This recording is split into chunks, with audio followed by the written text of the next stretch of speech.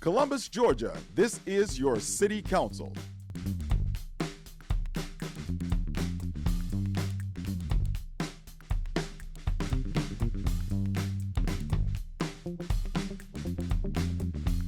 Mayor, Skip Henderson. City Manager, Isaiah Hughley. Pops Barnes, District 1. Glenn Davis, District 2. Bruce Huff, District 3. Toya Tucker, District 4. Charmaine Crabb, District 5. Gary Allen, Mayor Pro Tem and District 6. Mimi Woodson, District 7. Walker Garrett, District 8. Judy Thomas, Post 9 at-large counselor. John House, Post 10 at-large counselor. Sandra Davis, Clerk of Council. And City Attorney Clifton Fay.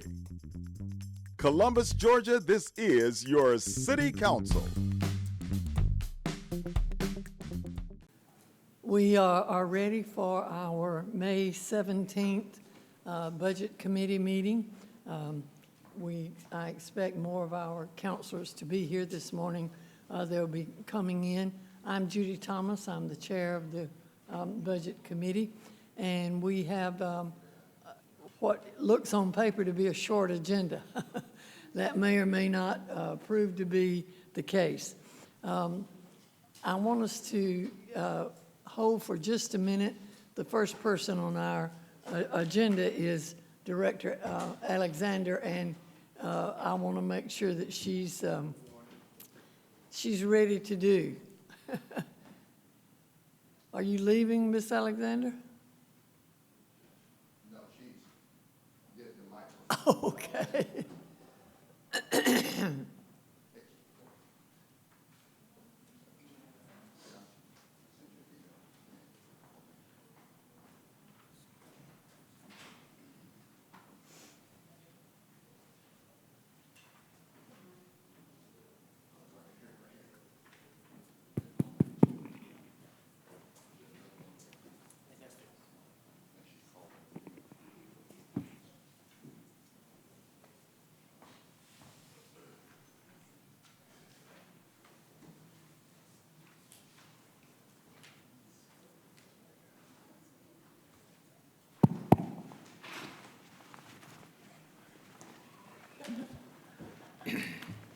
The first item on our agenda is an item that has been, that was requested by Councilor Davis, the Employee Retirement Plan update.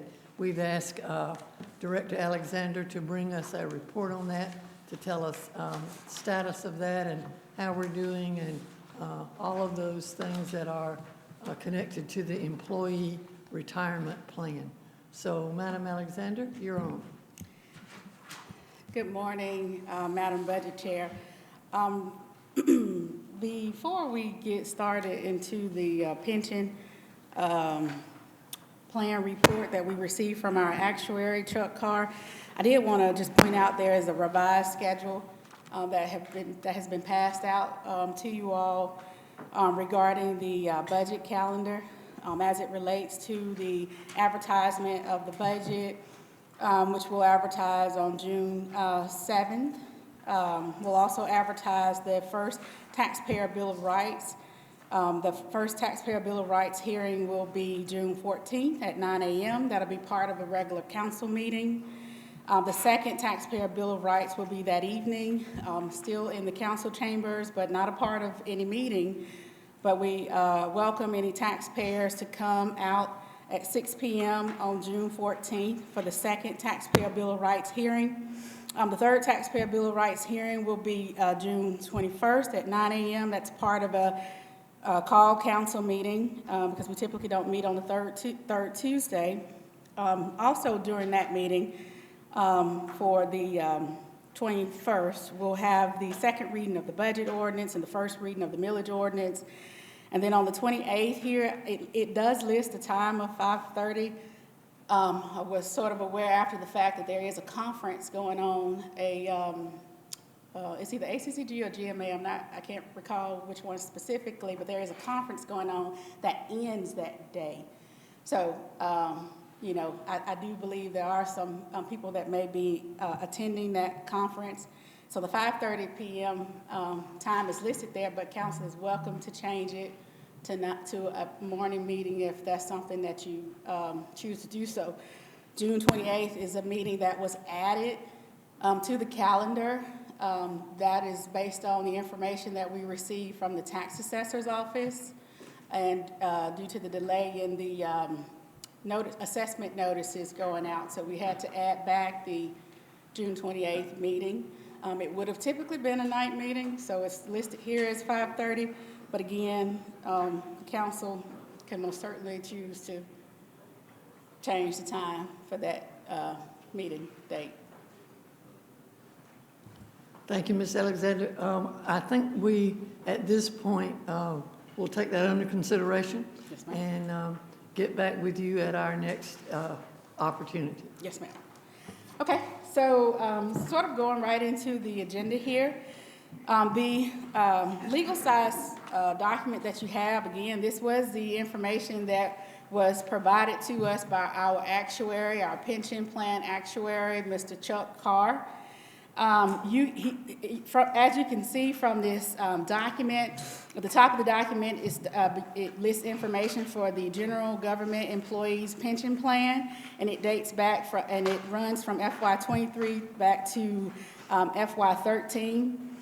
As you can see here, the contributions for the plan going back to FY13 really have sort of steadily decreased. That is due to the pension plan reform that was put in place as of July 1, 2012. And then the second part of that pension plan reform that was put in place as of July 1, 2013. Also, in terms of the contributions for the pension plan, one of the key assumptions for our pension plan is a certain rate of return. You'll see listed here under the general government employee pension plan total. For instance, for FY23, that amount is about $4.6 million, and that is the total amount for all contributors, to include the the City of Columbus, the airport, Muskogee Manor Hospital Authority, the Columbus Waterworks, are all included in that general employees pension plan total of $4.6 million. And you can see right below that number, there is an asset performance. This is the prior year, so this is sort of where we end up as of the end of the fiscal year in terms of our plan performance. So we saw returns of about 26.35% as we ended FY21. And so there is a lag in terms of the valuation date for that the actuary utilizes for the minimum required contributions. It's about when we ended FY21, as of July 1 is when he did the valuation for our FY23 budget. So that is the lag. But again, we had an outstanding year last year. Not on the same track for this year. There is a little footnote here at the bottom. Our current fiscal year to date asset performance percentage is a negative 5.79%, and this is as of April 30th, 2022.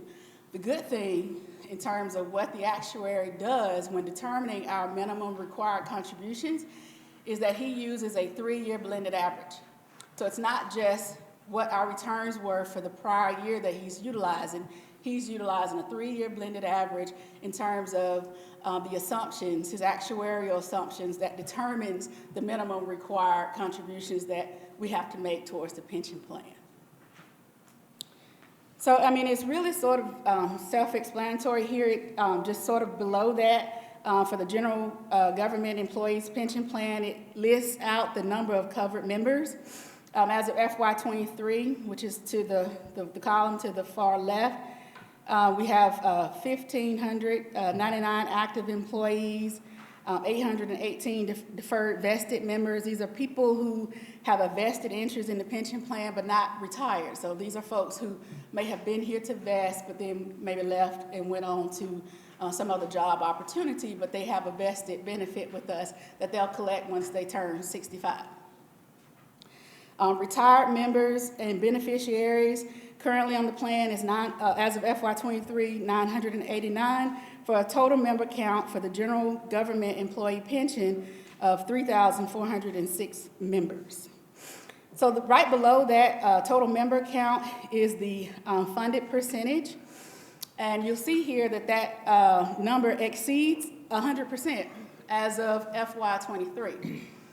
And so basically what that means is, had the plan dissolved July 1, 2021, we would have had enough in assets to cover 112% of our vested benefits.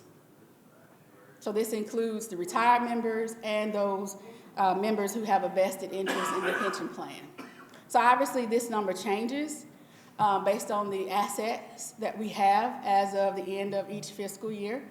Like I said, the market for as we ended FY21 was awesome. You know, we had a performance there last year of over 26%. This year, not so great as of April 30th, 2022. I'm looking, Madam Director, at FY13, 10 years ago. Our funded balance was 74.25%. And today, we're looking at 112.37. Yes, ma'am. And the fully funded, this is the general government Yes, ma'am. employees. And we have a separate account, if you will, for our public safety pension plan. Yes, ma'am. So continue, if you will. Yes, ma'am. I just wanted to draw attention to the last 10 years. 10 years ago, we were definitely in the red zone, as the actuaries call it, that if something were to happen, we're in deep trouble at 74% payout. But today, we have gotten to where we are in the general government pay plan at 112%. Good job. Go ahead. Yes, ma'am. So as you mentioned, Madam Budget Chair, we do have a separate plan for our public safety officers. The contributions here are primarily for the City of Columbus. This covers our fire and EMS, our police department, our sheriff's office, our correctional officers at the prison. There is a small allocation for the airport that they make a contribution to. They do have their own police and fire service at the airport. But as you can see here, in terms of the contributions for FY23 for the Columbus and the airport, we're right at $8.9 million, pretty close to $9 million. That's a pretty sizable difference from the general government plan, which was at $4.6 million. And that is primarily due to the public safety plan having a richer benefit. They are eligible to retire sooner than the general government employees. You can fully retire under the public safety pension plan at age 55 instead of age 65.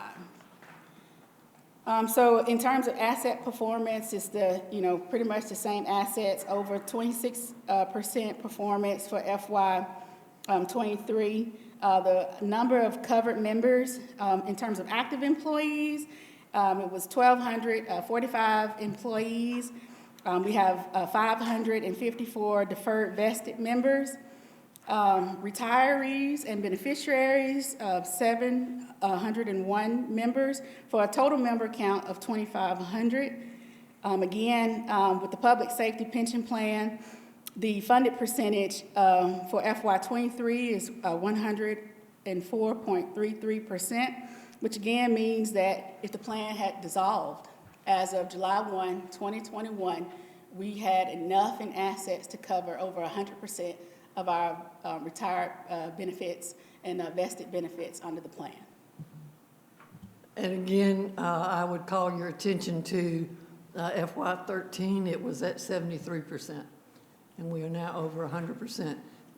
And this is unusual in the retirement plan world for a retirement plan to be fully funded. Most retirement plans that I'm aware of are somewhat less than 100% funded. And so this is a good showing for our city employees. So that's really all I had to share in terms of the handout, and I'll be happy to answer any questions. Other questions?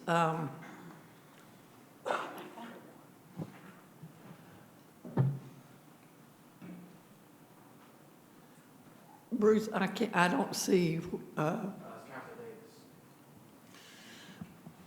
Yes, I brought this matter up a while back when we made some adjustments to supplementing public safety pay. There were some conversations about our general government, about the employees in general government, and then you look at where we're at. You fast forward to where we're at today, and I think everybody's starting to feel the impact of inflation, the cost of living. Prices are going up left and right. So I'm taking a look at this from a standpoint of it looks like our plan's pretty healthy right now. So the question would be, is there an opportunity to make an adjustment here to lower the contribution in order, the whole point, it would be on a temporary basis until we understand if there is any kind of impact. I think the city's finances is in such a good position now that if there is an impact, the city can cover it just like we've covered our health care plan for the employees. I feel like it's important to do that because even though we do cost of living increases and things like that across the board, those things are taxable. Those things, the employees don't really see the total benefit of I guess, ways to try to help them and supplement the cost of living increases. And in this case, reducing the contribution is 100% of that money going back into the pocket of the employees. I don't think it would be, although it would probably be a question of doing it here at the table, I think the right way to do it is in the form with the intent to put an ordinance together to make an adjustment. You know, I question, can we go from 8 to 7%? Can we go from 6 to 5%? And still, you know, there wouldn't be a major impact. Based on what I'm seeing, I just don't see that impact right now, but I see a temporary opportunity until we get to the pay plan study and we're able to implement it to help our employees. I see an opportunity to bridge this gap on a temporary basis. If we have to go back and make adjustments in the future, we'll do that. I think the employees will understand it, but right now, we're in unprecedented times. I mean, gas, I paid $4 a gallon for gas the other day. I've never seen $4 in Columbus, Georgia. I'm just telling you, unless somebody else can tell me they've seen it $4, but costs are going up left and right. And this is a way to try to bridge that gap. That's what I'm seeing. It's an opportunity, but I think the appropriate way would be to make the request that it goes back to the Pension Review Board and let them go through that process and evaluate it. I would like to see us make an adjustment to that contribution so it would put more money, it would put money in the general government employees' pockets, it would put money in public safety employees' pockets. So it's something you can do, and I'm looking at it on a temporary basis, and I question that. Why can't we do that? And, you know, if the report comes back that we can do it, and it's decided that we can do it, then we can put an ordinance together and move forward on a temporary basis until we see the total impact in the long run. I don't think a year or two is going to make a big difference on affecting the retirement plan. If it does, I think we can cover the contribution and make that adjustment if there needs to be a contribution to infuse it, but I just don't see it on a temporary basis. And then moving forward, if it doesn't have an impact, you can hold it where it is. But I think we owe it to the employees an opportunity. It's a creative way to do it, but it's an opportunity that we have. It just needs to go through the process, and that's what I'm requesting today, Madam Budget Chair. I'm not putting it on the add or delete list. I'm just putting it out there is to go back through the process to be evaluated, and if so, if it's determined that it can be done, then we need to put an ordinance together and make that adjustment. Well, Mr. City Manager? and thank you, Madam Budget Chair, and certainly, Councilor Davis, we can do exactly what you've asked. Have the pension board to take a look, analyze, and make a recommendation back to the mayor and council. Of course, you know, you appoint the pension board, and we've got some very talented people on the pension board. We don't just, you know, a lot of boards, and you know, we appoint people who may or may not have expertise in that board and its mission and so forth. With the pension board, you're intentional, and you know, when I sit in the pension board meeting with that group, I mean, we have to listen, and then we have Richard Swift, who has done this for many, many years, and he has a firm that he works for behind him. And so I think certainly, and then we use Chuck Carr, you know, and we can certainly have them look and make a recommendation, so. I'm sorry, Mr. Mayor? No, I was just going to add and ask the counselor, because I mean, I think it's a good idea to periodically take a look at where we are and what kind of impact changing the contribution level would have. But what I would ask is, would it make sense at this time, if we're going to go check that one piece, let's look at some of the other items that have come up from employees. For example, some are paying 8, some are paying 6. What would it look like, and what would it do to the plan if we levelized that so that everybody was on the same contribution footing, so to speak? Another is, we hear a lot, particularly from public safety, because of the additional toll that takes on those individuals, evaluating whether or not there can be an earlier retirement age.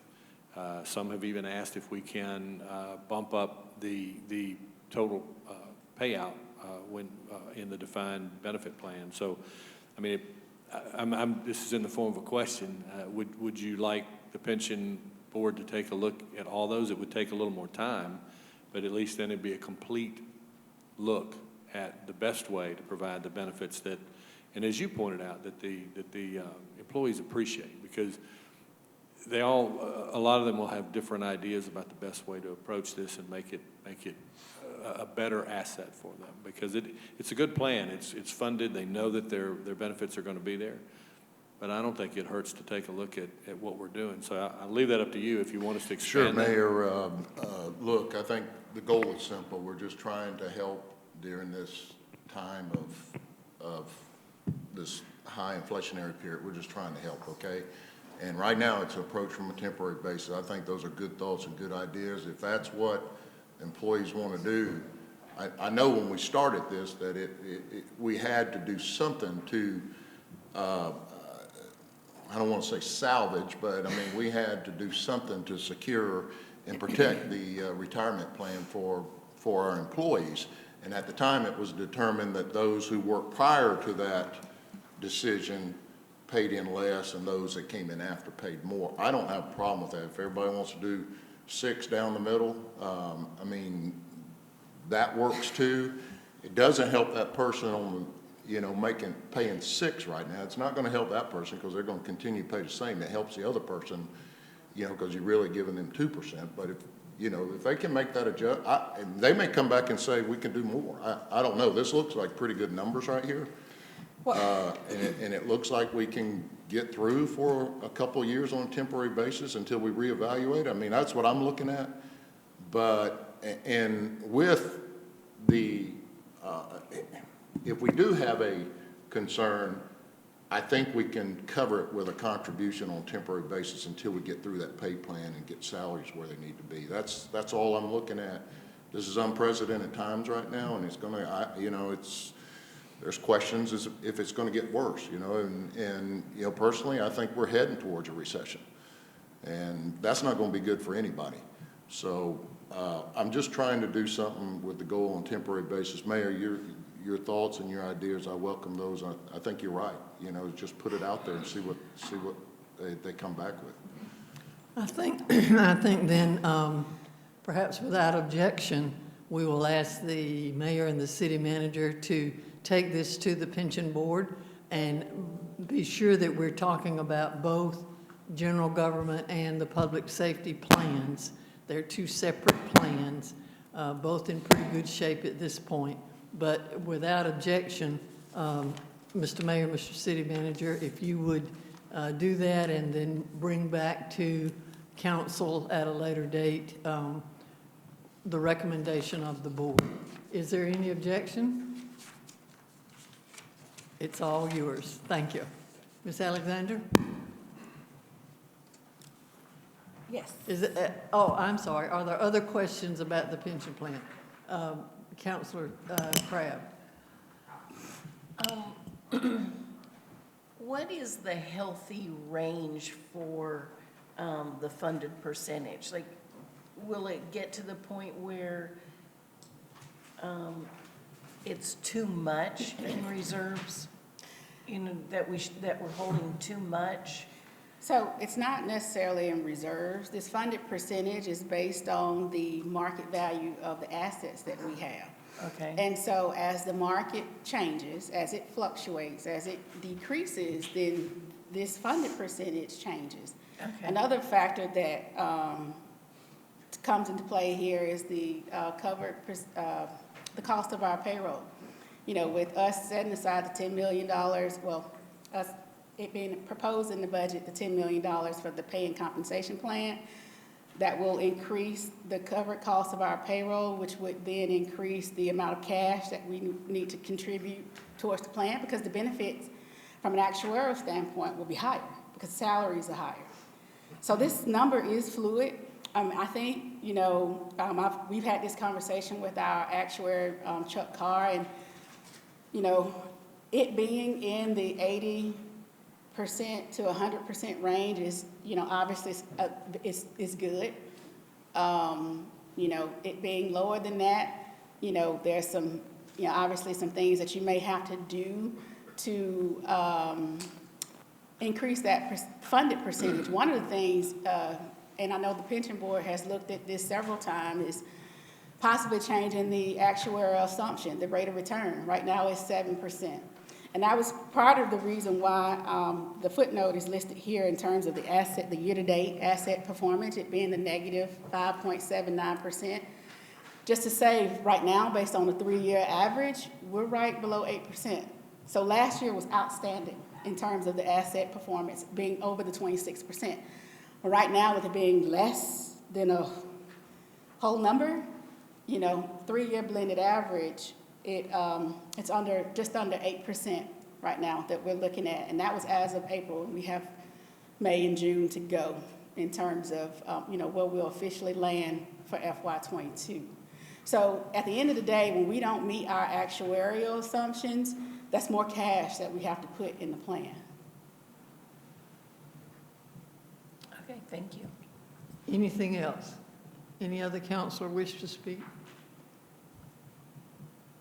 So, Ms. Alexander, if you and the city manager and the mayor will do that, Yes. I appreciate that. We certainly will. And, you know, I know that the next item on the agenda is the review of the status of the indigent care program. However, if you will indulge me, while I love to have the chief of police sitting in the audience listening to us, I know that he may have other things he needs to be doing.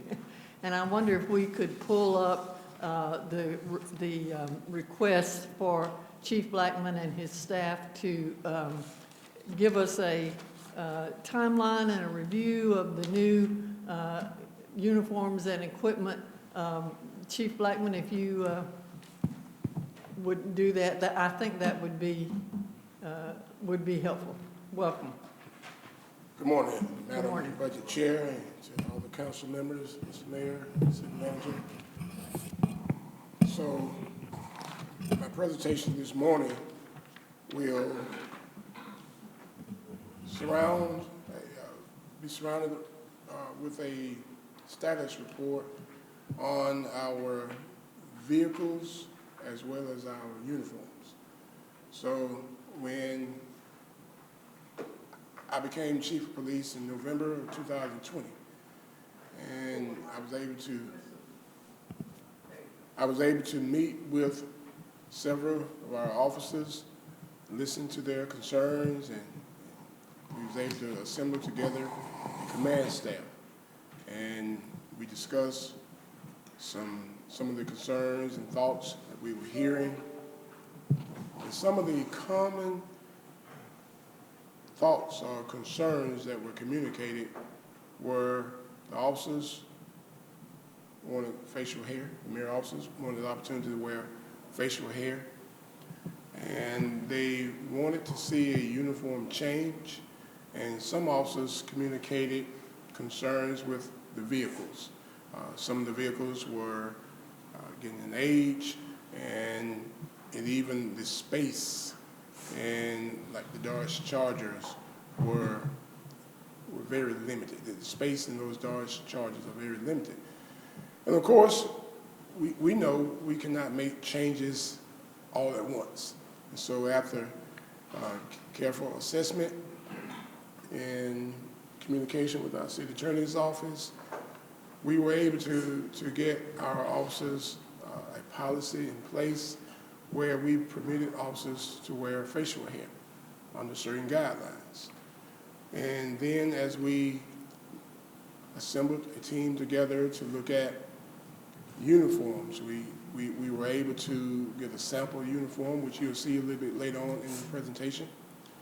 We were able to get a sample uniform, so we had some officers wear the uniform, and so other officers would be able to see those uniforms, and then we would be able to get feedback regarding the wear of the uniform. In addition to that, as I took over as chief of police, I was able to be very much aware from being on the inside that in 2019, vehicles were ordered, but the first vehicle did not arrive until 2020. Those were Dodge Chargers. So we began to assess what needs to take place as we continue forward through the process. So I'll start the presentation, and you'll be able to see what we were dealing with as we took over as chief and command staff together. So this is a picture of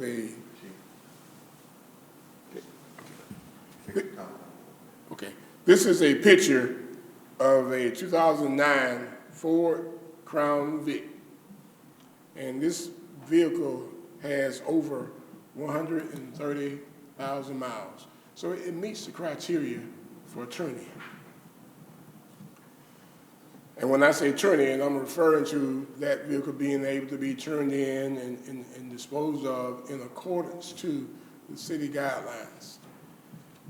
And of course, we will make purchases for other vehicles as we are given permission to do so. So this next vehicle is a Dodge Charger, 2012 Dodge Charger. It has over 130,000 miles. So this next vehicle that you see is a Chevrolet Tahoe. And this vehicle, typically the Tahoes are driven by sergeants. It's a 2012, and it has over 114,000 miles.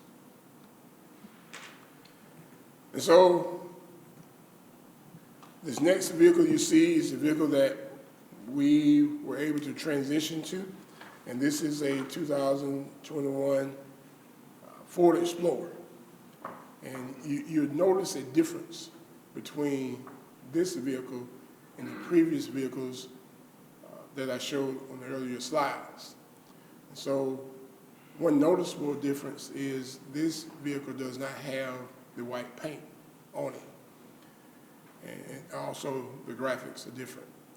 And so it's important to know that this vehicle actually, we were able to get this vehicle with a lower cost because the white paint was not included on this particular vehicle.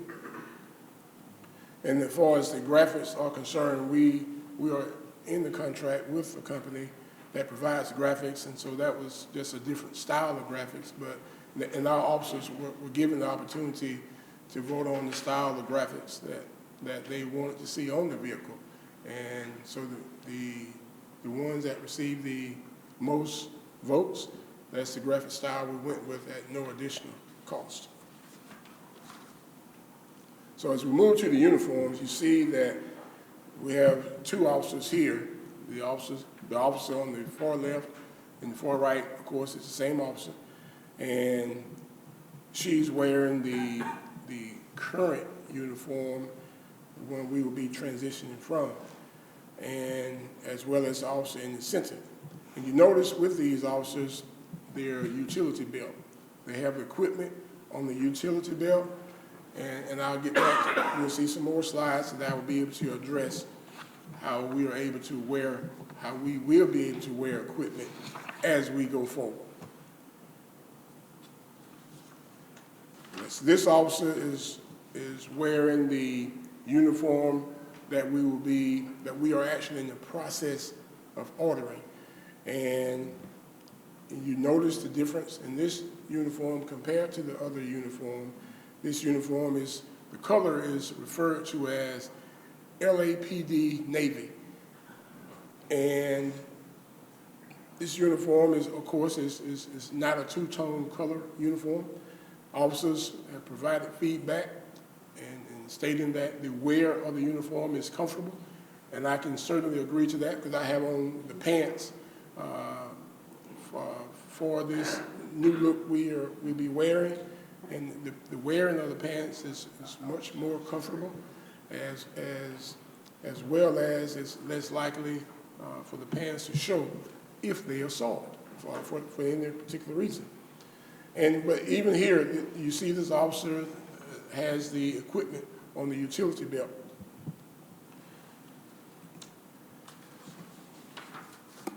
And then this slide shows the uniforms in comparison. That's a French blue color of the pants for the officer on your right. And of course, you can see there's a very noticeable difference between the two uniforms. So this is what I was referring to as when I was talking about the equipment.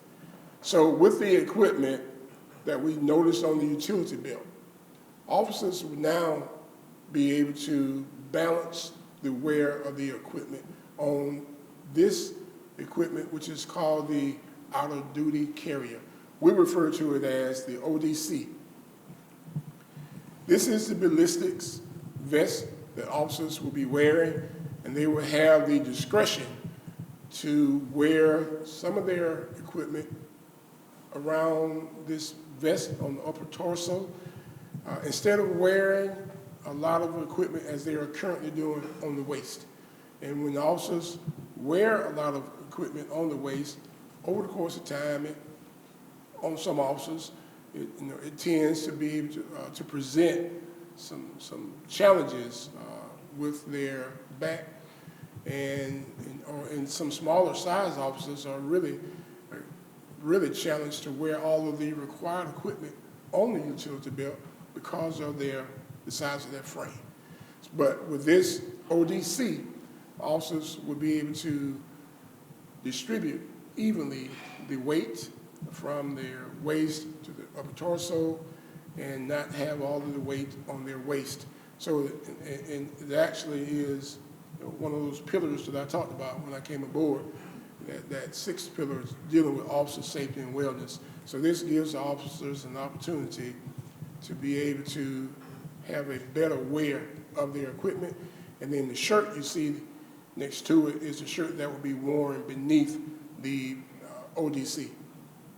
And of course, this is just the picture from the website, but the actual ODC that will be worn will have our police identifiers on them, just like the officers wear on the shirt, the various police identifiers with the nameplate, with the emblems, and so forth. So all of that will be clearly identifying our men and women as police officers, so there will be no doubt that they are police officers. And this is just the plain model view from the online picture.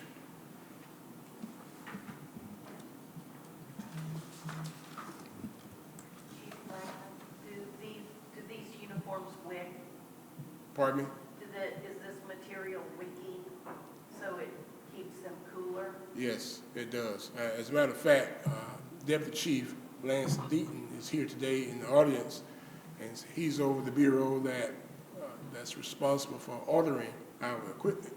So he just came back from the police memorial along with Assistant Chief Kennedy at the National Memorial in Washington, D.C., and it was extremely hot. I talked to him after the ceremony, and he said it was extremely hot that day. But he had the uniform on, and he could tell a noticeable difference between wearing the current uniform we have versus the uniform we're transitioning to. So, are there any questions? Any questions for the chief? Chief, one of the questions that I have, that utility belt, as I recall, is about a 50-pound weight. Is that Right. Is that correct? It depends on, it can get there. It depends on all of the equipment that each officer wears on the belt. So And this vest will allow them to carry all of the equipment that they need to be safe and to be, do their job as a police officer, correct? Yes, ma'am. Yes, ma'am. I think I saw Councilor Woodson. Good morning. Good morning, Chief. Good morning, You look ma'am. very nice in your uniform. Thank you. Very nice. I have a question for you. You mentioned the vehicles, and I tend to agree with you because I get frustrated every time I'm driving the streets of Columbus and see a vehicle that's old. I asked Chief Winnington, I asked Chief Bourne, and now I'm asking you. We're always ordering vehicles. Why do we still have vehicles that are there from the 1970s, 1990s, and late 80s, if we're always ordering vehicles? And then you mentioned the fact, the size. You give us the information on how big. I remember one time we had an officer and he was really tall and kind of healthy, and we had to order a special vehicle for him. Can you help me understand that? Because if we're always ordering vehicles, why are those old vehicles still in place? Well, we have vehicles that range from like some 2009 and forward. And so it's a process in order to order vehicles. And for example, like when we ordered or attempted to order some Chargers, we were told that they're not available. This pandemic is not just, which we all know, is not just a health pandemic that we're in, but the supply chain is greatly affected. And so in the production of vehicles were affected as well. So Chargers were not available at the time we were attempting to place an order.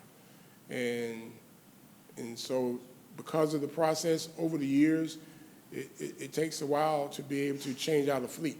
And when we change out our fleet, as I mentioned earlier, even with our uniforms as well as with the vehicles, we're not changing the entire fleet at one time.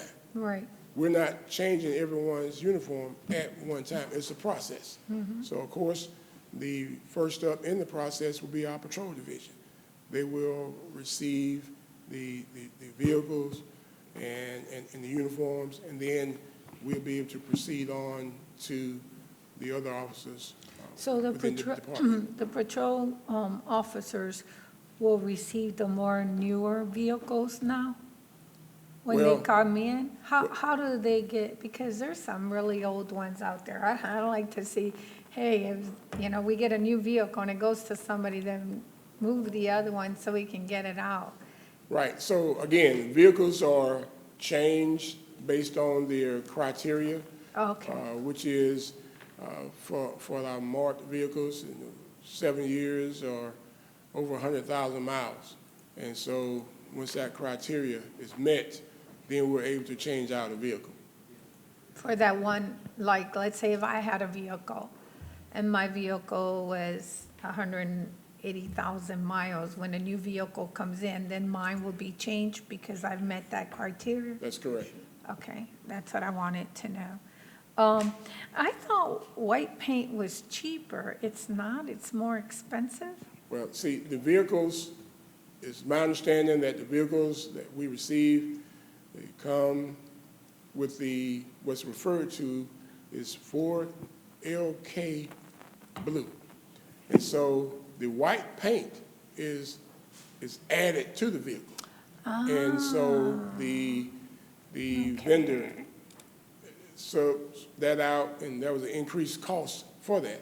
And so when I was presented with that, I made the decision to not have that increased cost.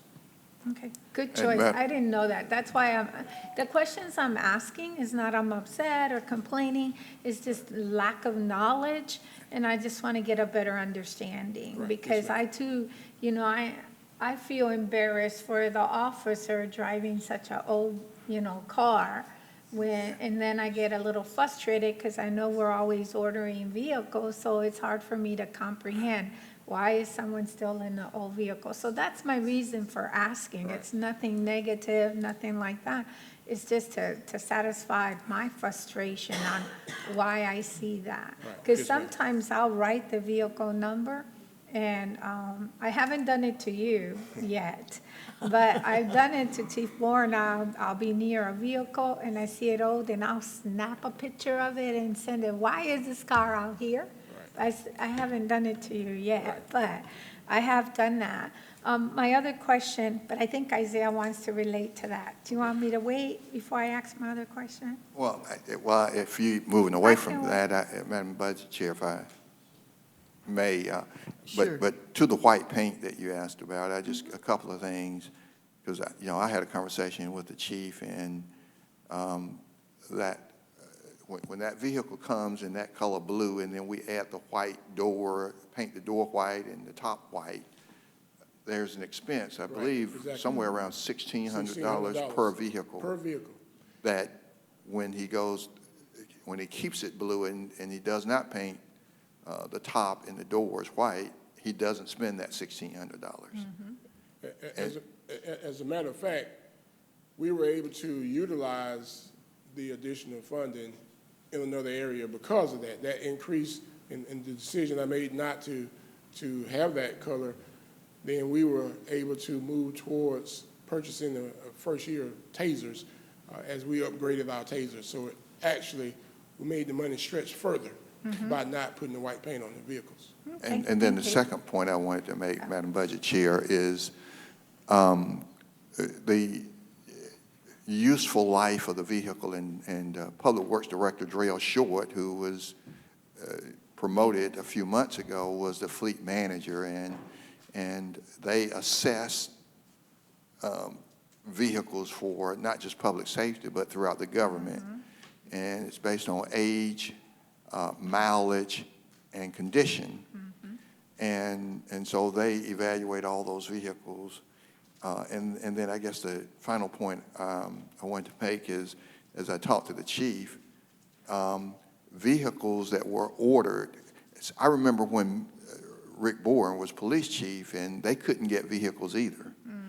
And he would come and he would say, there's 12 vehicles sitting on a lot in Atlanta. And, and we've been waiting, trying to get vehicles. And what the mayor said, and, I concur, we told them to go get them. They're not in our process, but we'd rather get those 12 off the lot, some lot sitting up in Atlanta, than wait another 10 months or 12 months to get 12 vehicles, because our officers need them now. And we would say, go get them. And Rick Boren knows that. And so, but the chief was telling me that vehicles that were ordered in 2019, before he became chief, I think you might get them this year. Yeah, Right, right.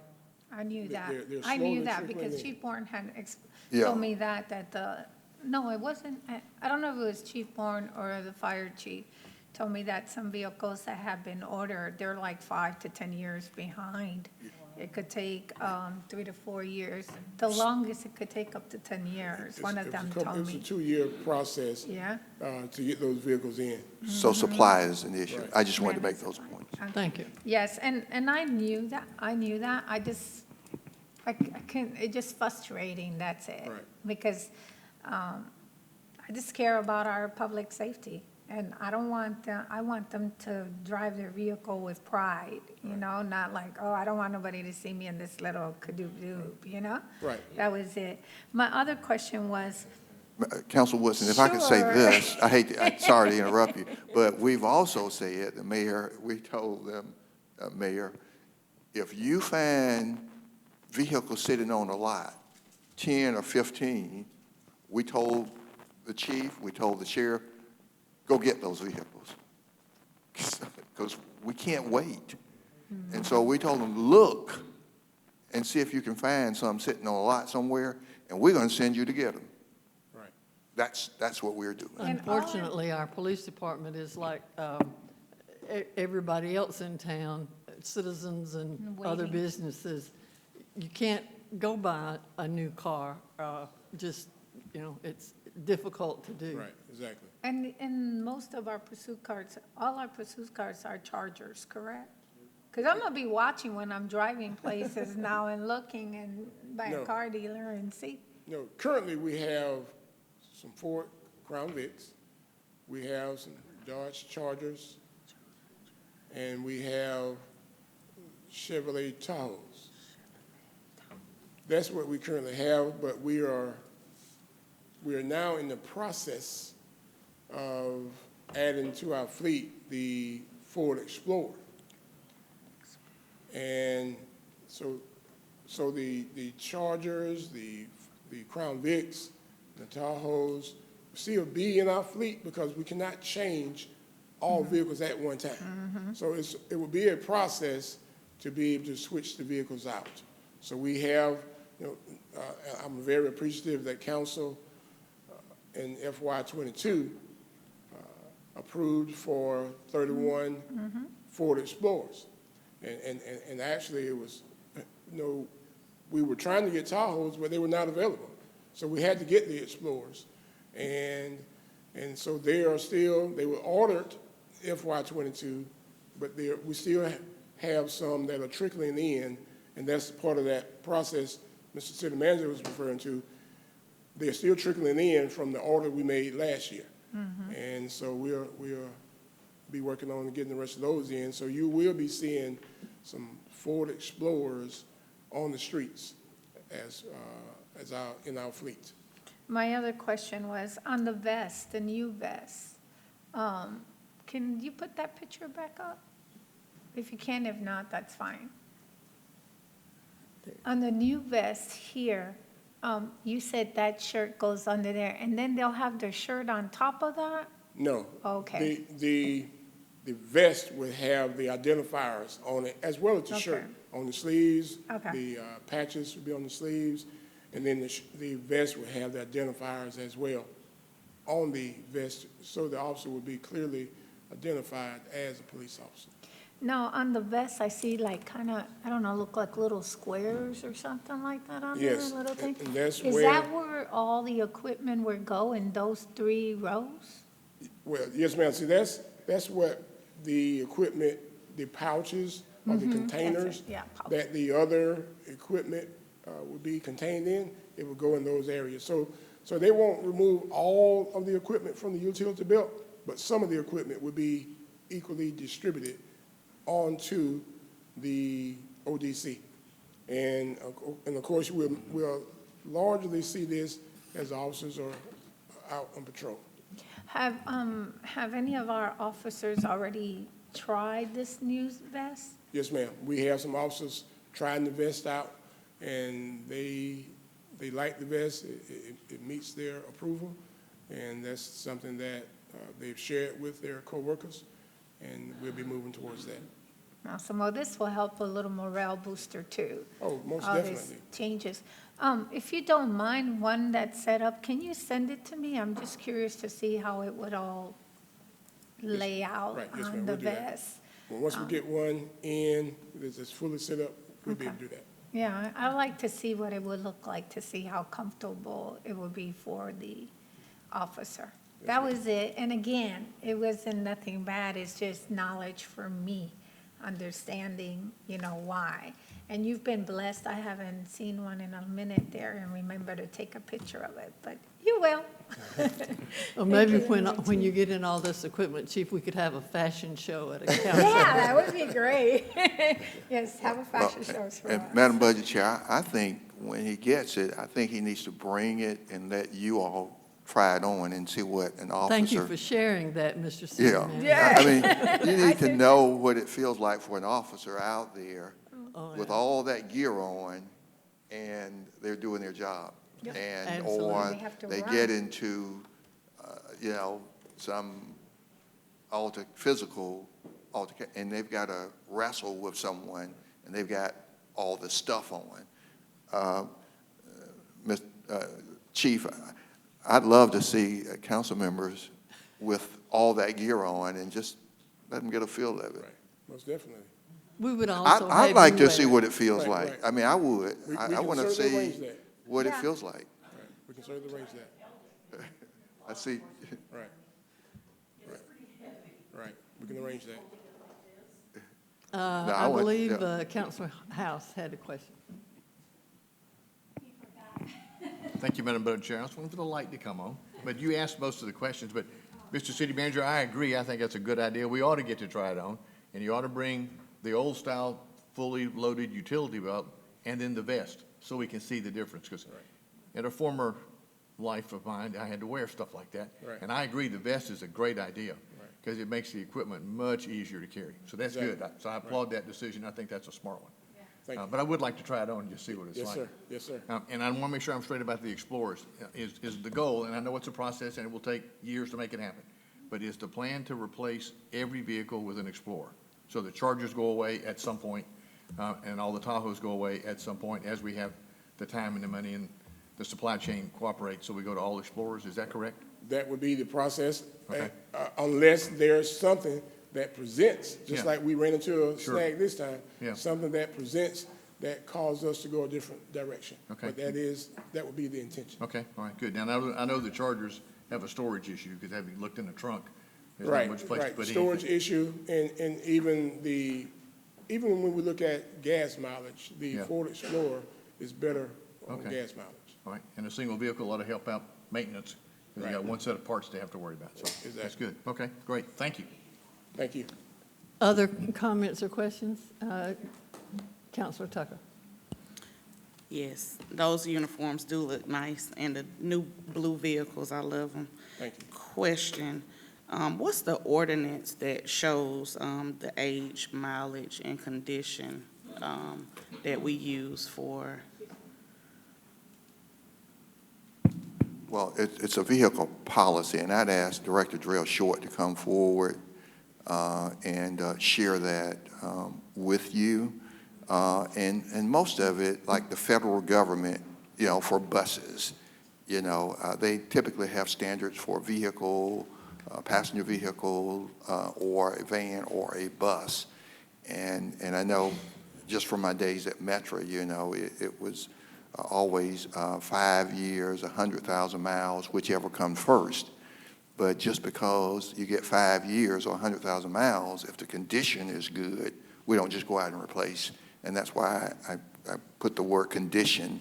But here's a person who has done that for years, and I'll yield to you to talk about that. Oh, good morning, everyone. Thank you for having me here this morning. And I thank the chief for bringing all of this to your attention. That is very true. We do have a vehicle replacement policy. Currently, it is for general government. It is 120,000 miles or 12 years, whichever comes first. For public safety, it is 100,000 miles or 10 years, whichever comes first.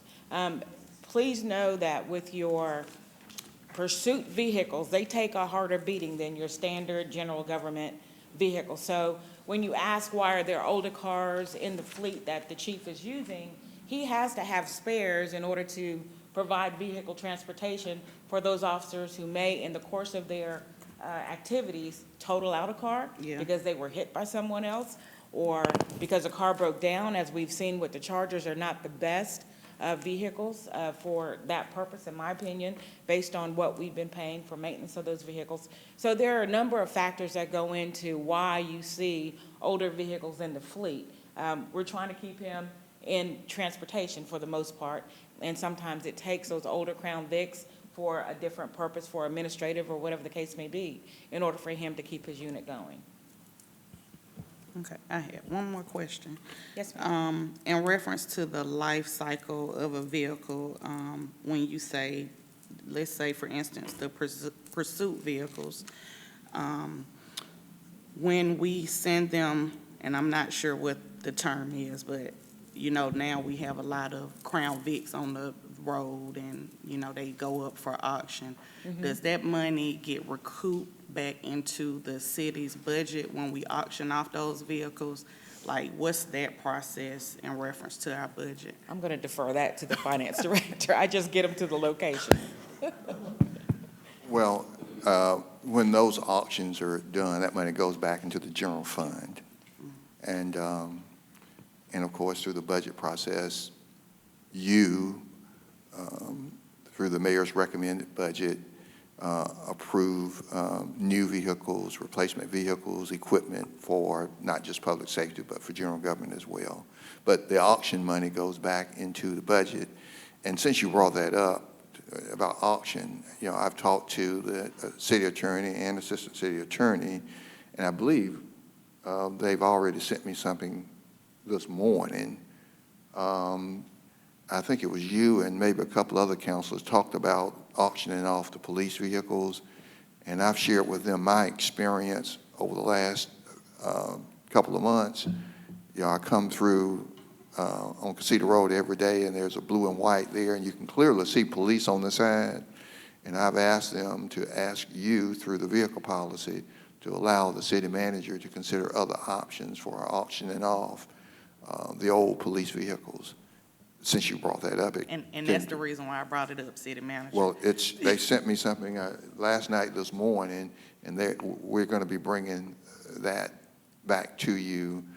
And not just that one, but I've seen a number of them out there, and you know, they've been behind me, and I thought it was police. Right. And so that is, you know, we heard you, and then I saw it and witnessed it and experienced it for myself as well. So we want to do something about it. Yeah, the thing, and a citizen called me last night in reference to this, and I said we've been bringing it up, and my question was, does the cost, you know, outweigh us bringing in the money? I don't know how much money we get off the auction in reference to the police cars, but they have become a nuisance in our community, and, you know, I just don't see the cost benefit over the nuisance. So that was my concern, and I appreciate you, city manager, for working on that for the citizens. Other questions for the chief? Chief Deaton, would you join Chief Blackman here? This week is National Police Week. And as the chief said to you, I understand Chief Deaton and Chief Kennedy went to Washington this last week to represent Columbus Police Department at the memorial service in D.C. And I just want to say to you, to both of you, and to the entire police force, you just don't know how much we appreciate you and what you do every day. Some of you 24 hours a day, 7 days a week. I know that you're on call, and we really appreciate our public service employees, not only our police department, but our sheriff's office and the others who keep us safe in this community. And I want to say thank you on behalf of the city of Columbus.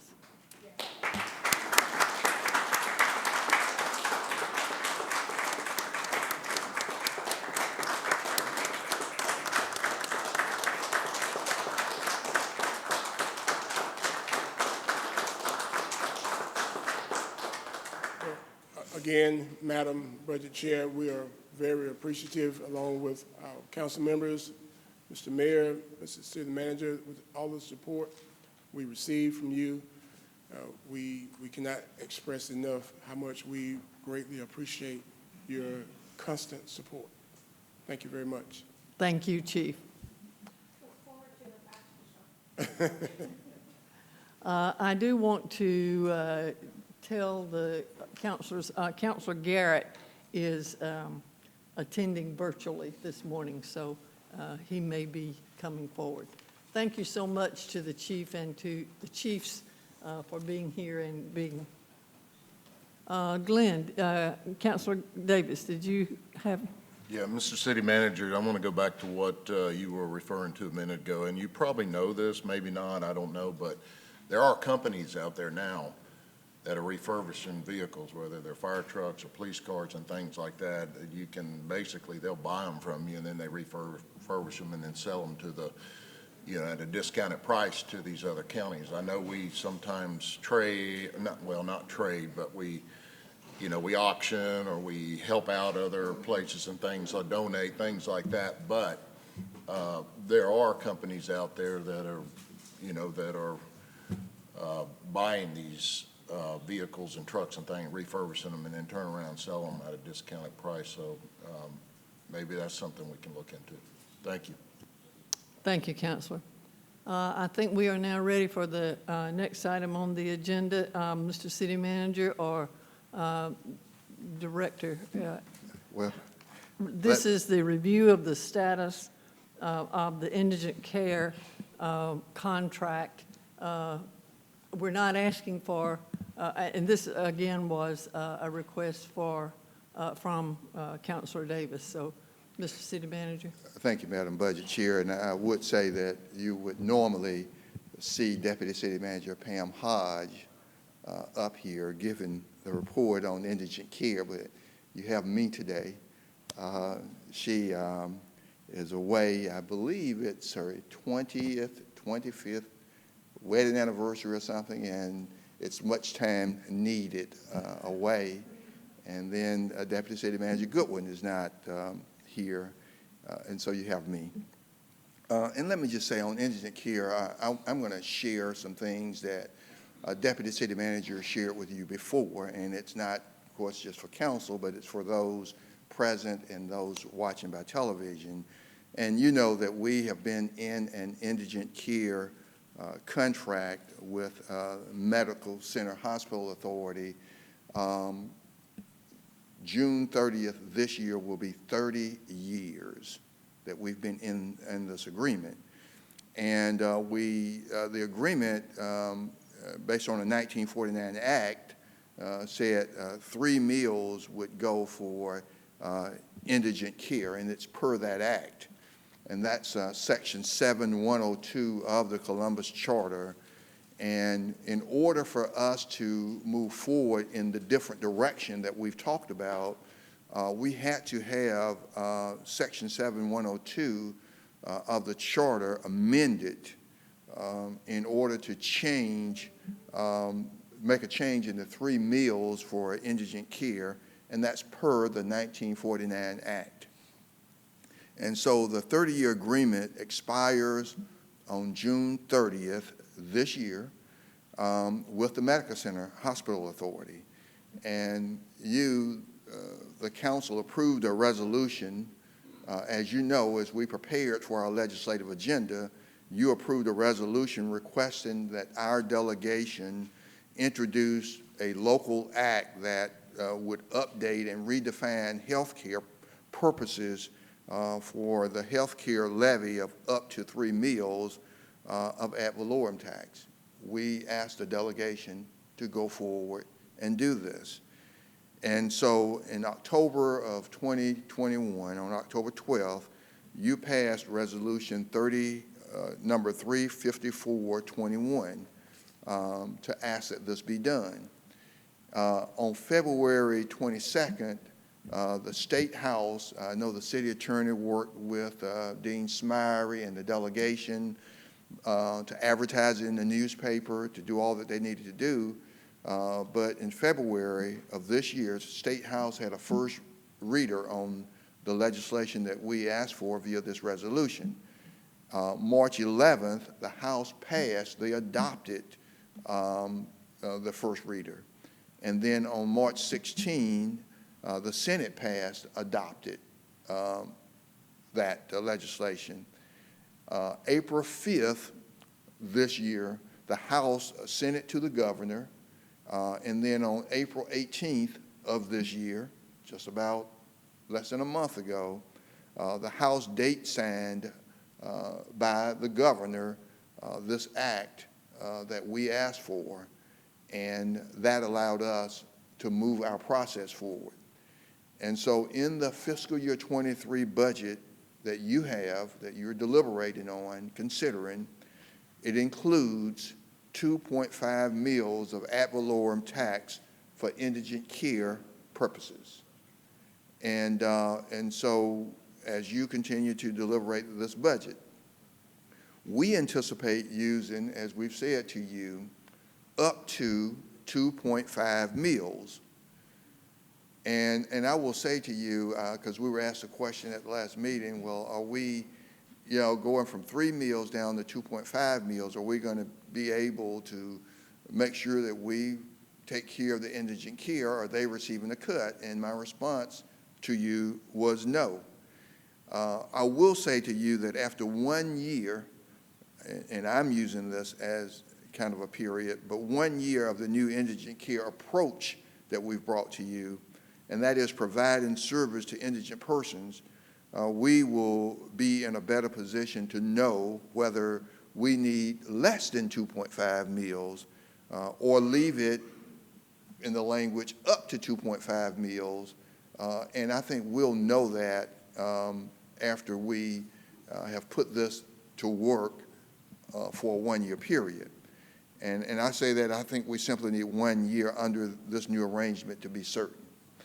But again, the fiscal year 23 recommended budget, the mayor's recommended budget includes up to 2.5 mills, or it says 2.5 mills, of ad valorem tax for indigent care purposes. And so this ad valorem tax, if adopted by you in this budget that you'll be voting on next month in June, if adopted, would be included in the tax bill due October 1st. We get the 40%, and then in December 1st, we get the 60%. Funds will not be available for distribution until October of 2022, because that first quarter, we're collecting, and we don't make any disbursements, for indigent care or other things until after the first quarter. And so I say that to say to you that an RFP is being developed to be released after you adopt the FY23 budget to provide contracts for indigent care.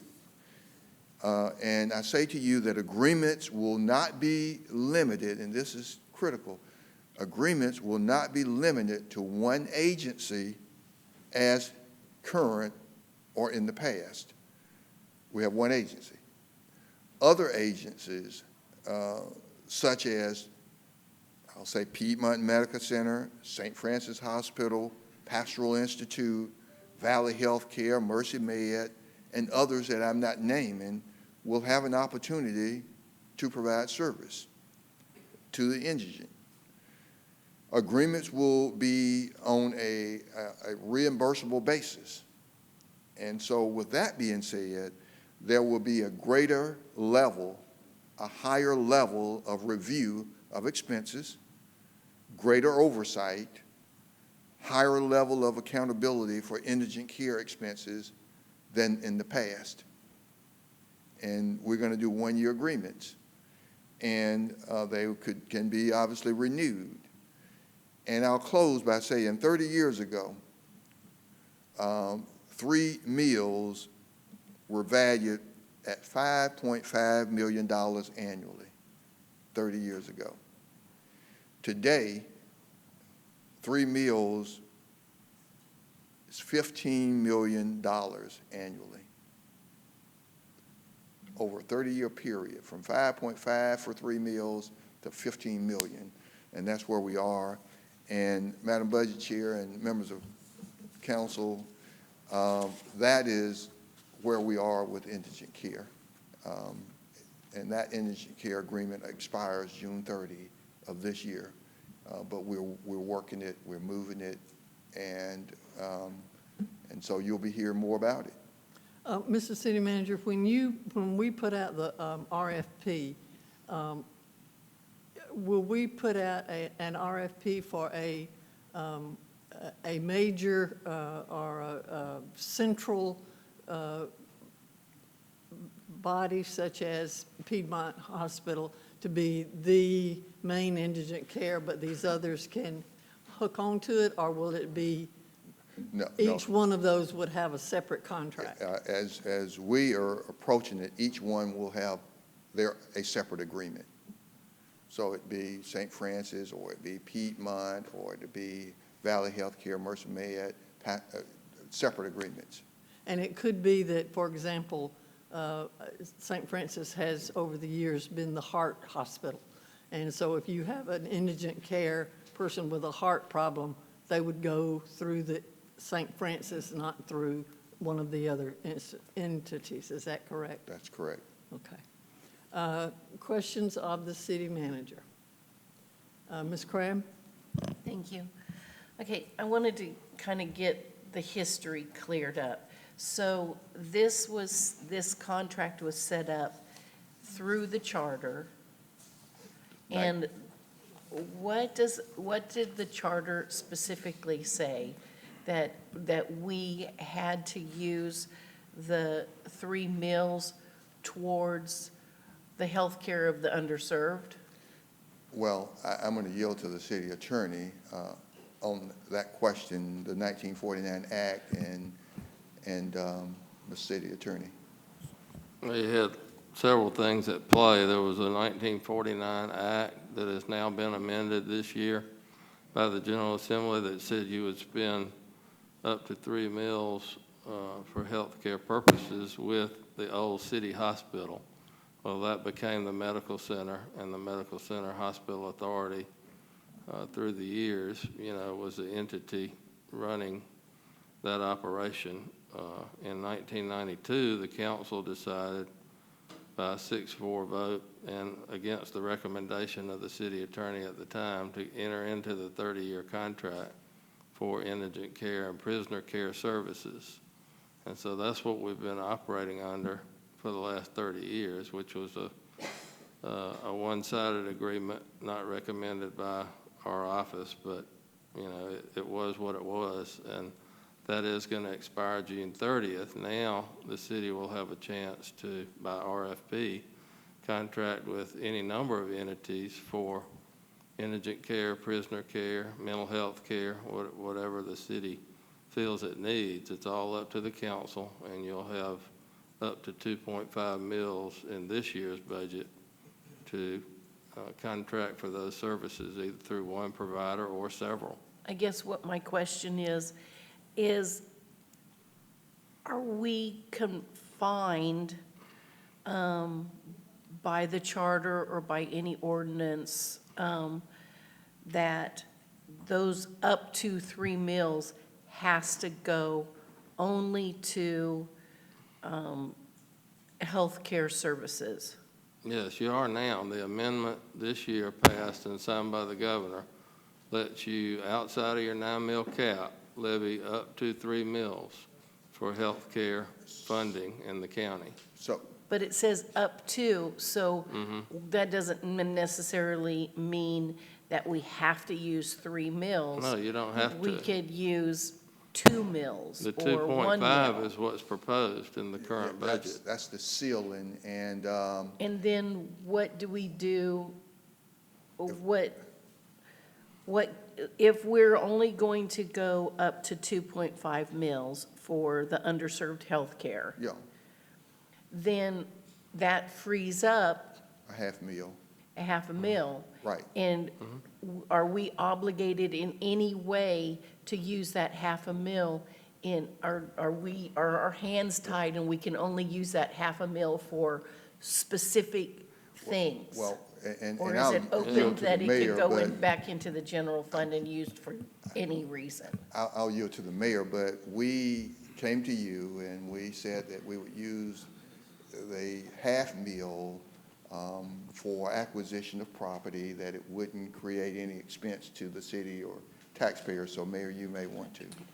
Yeah, obviously, a lot of folks have asked about that. If we reduce the millage that is being paid for the indigent care, can we put that back into the general fund? Well, you really can't, because we have a 9 mil cap that we're already bumping up against, so we can't add another $500,000 of operations through the general fund. Now, it can go into another fund, such as paving, sewer, or debt service.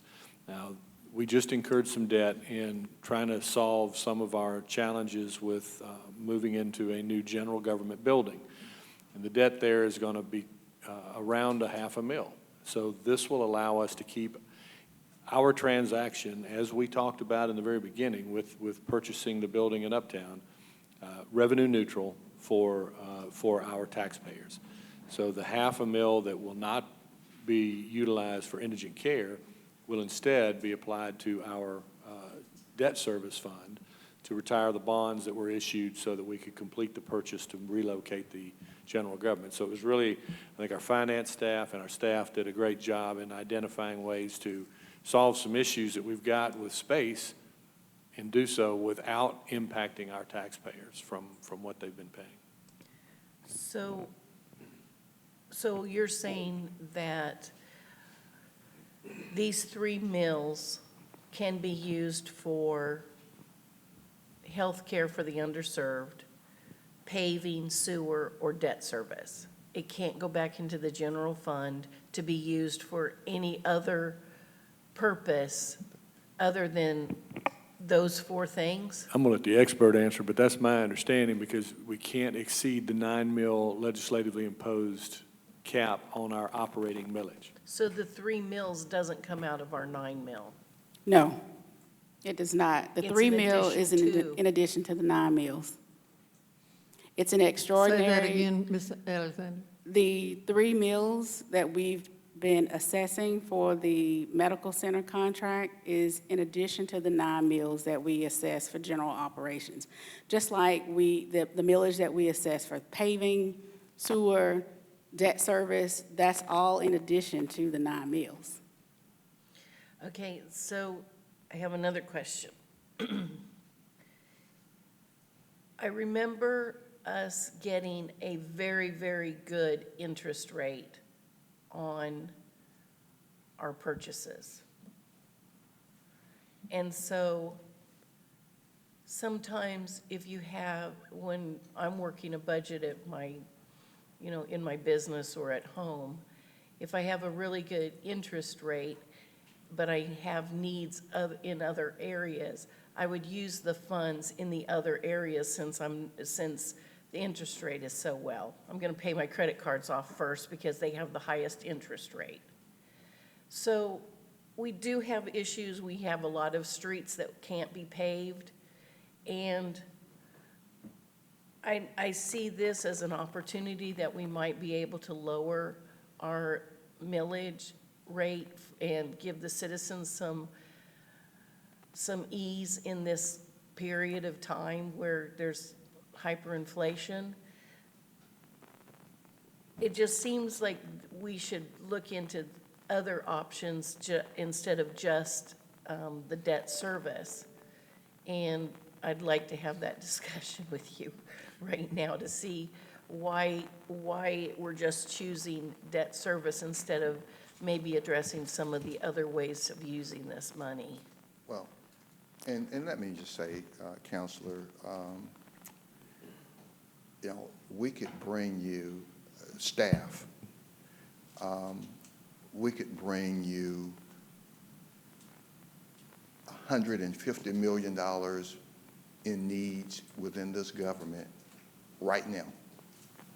And so when there's an opportunity there, I mean, we were talking to the police chief. we could,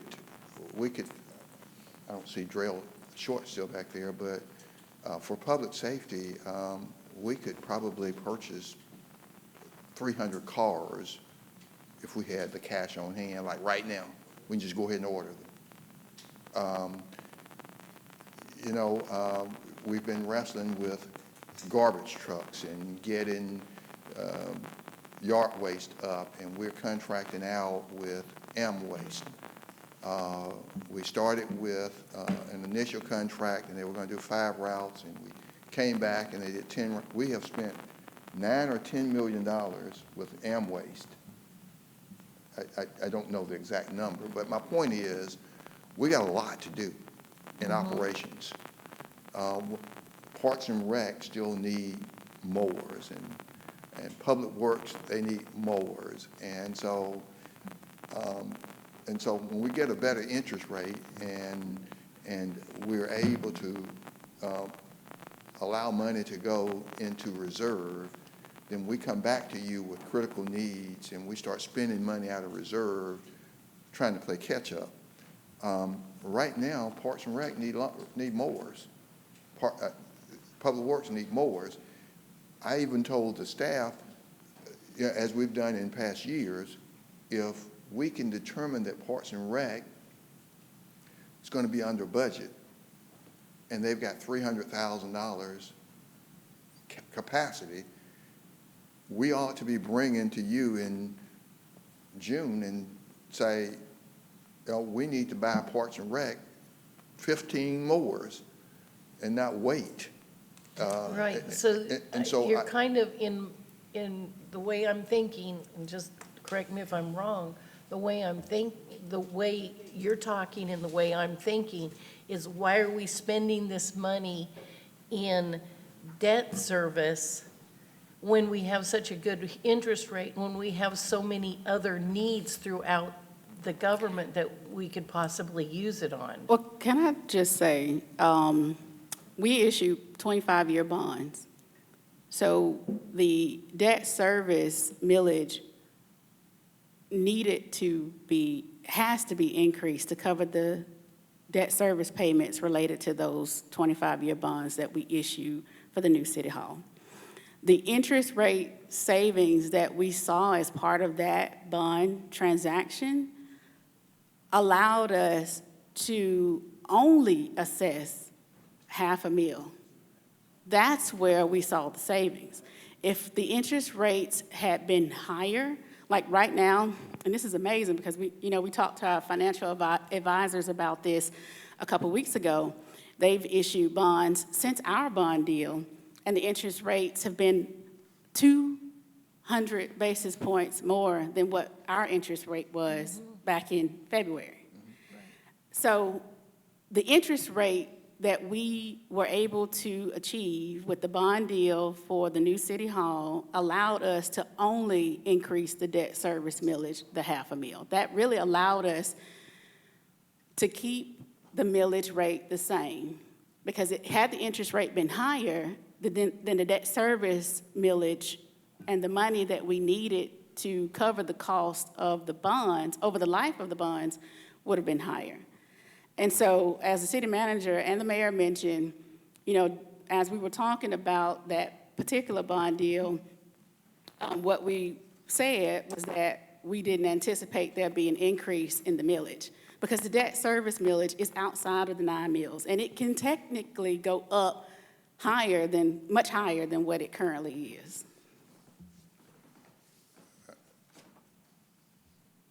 So,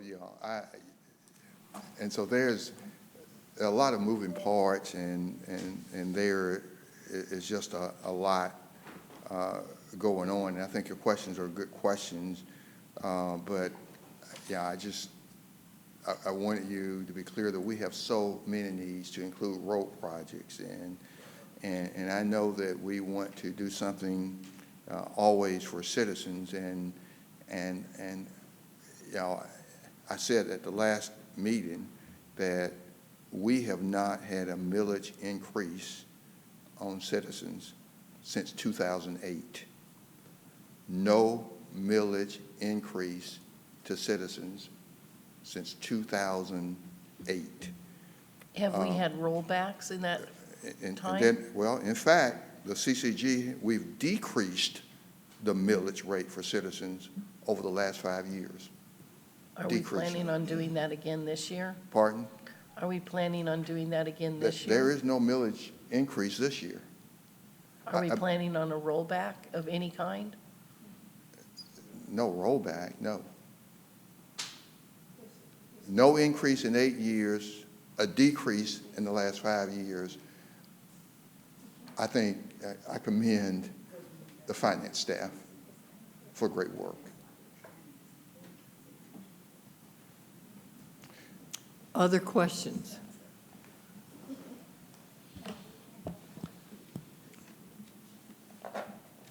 Thank you.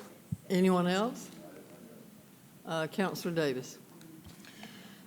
I remember back when we were in the thaw the freeze matter that was happening throughout the city, and there was a vote taken on that. We talked about ways to decrease the millage, and actually that was one of the, I guess, ideas or thoughts behind thaw the freeze, is that it would reduce the millage. You know, respectfully, I disagreed with that, and we are where we're at today, but we've talked, my point is, we've talked about ways to reduce the millage. We really haven't reduced the millage, and we haven't raised the millage, okay? If anybody, just a hair maybe on debt service or whatever, but no, we haven't raised the millage. I think what I've been asking for in this is the options. What other options do we have? What I hear is, I hear the administration telling the council what they would like to do with the money, but I don't completely understand all the options. Today I heard, I know you can use it on debt service to retire debt service.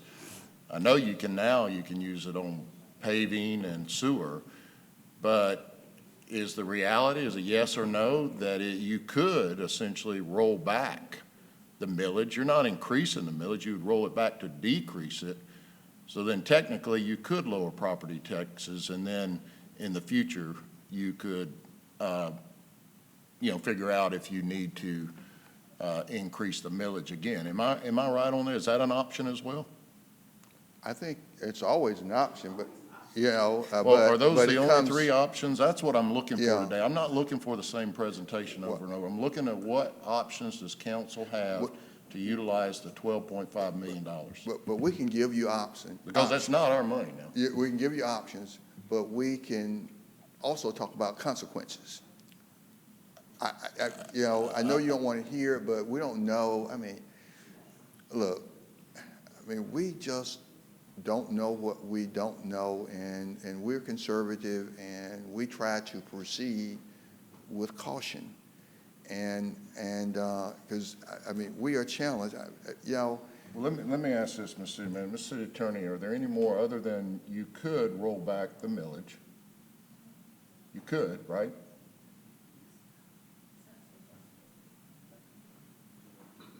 With some of this money. City You don't manager choose to on? use it, you could roll Yeah, back. in theory, you could do that any year. Yeah. Okay, But that's- then the question is, how do you compensate for the bonded indebtedness and these other needs, Yeah, Well- you can roll it back Yeah. in one hand, but it's going to cost you in a different way.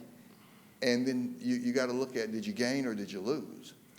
Well, I think we've gained over the years because the citizens have been very gracious in allowing us to have pennies to run our operations and do things that we've never been able to do, and that's been a blessing in It disguise. has been a blessing. So we cannot undervalue that. And just look, this is pure 100% property tax is what we're talking about. So I'm just looking for the options, that's all.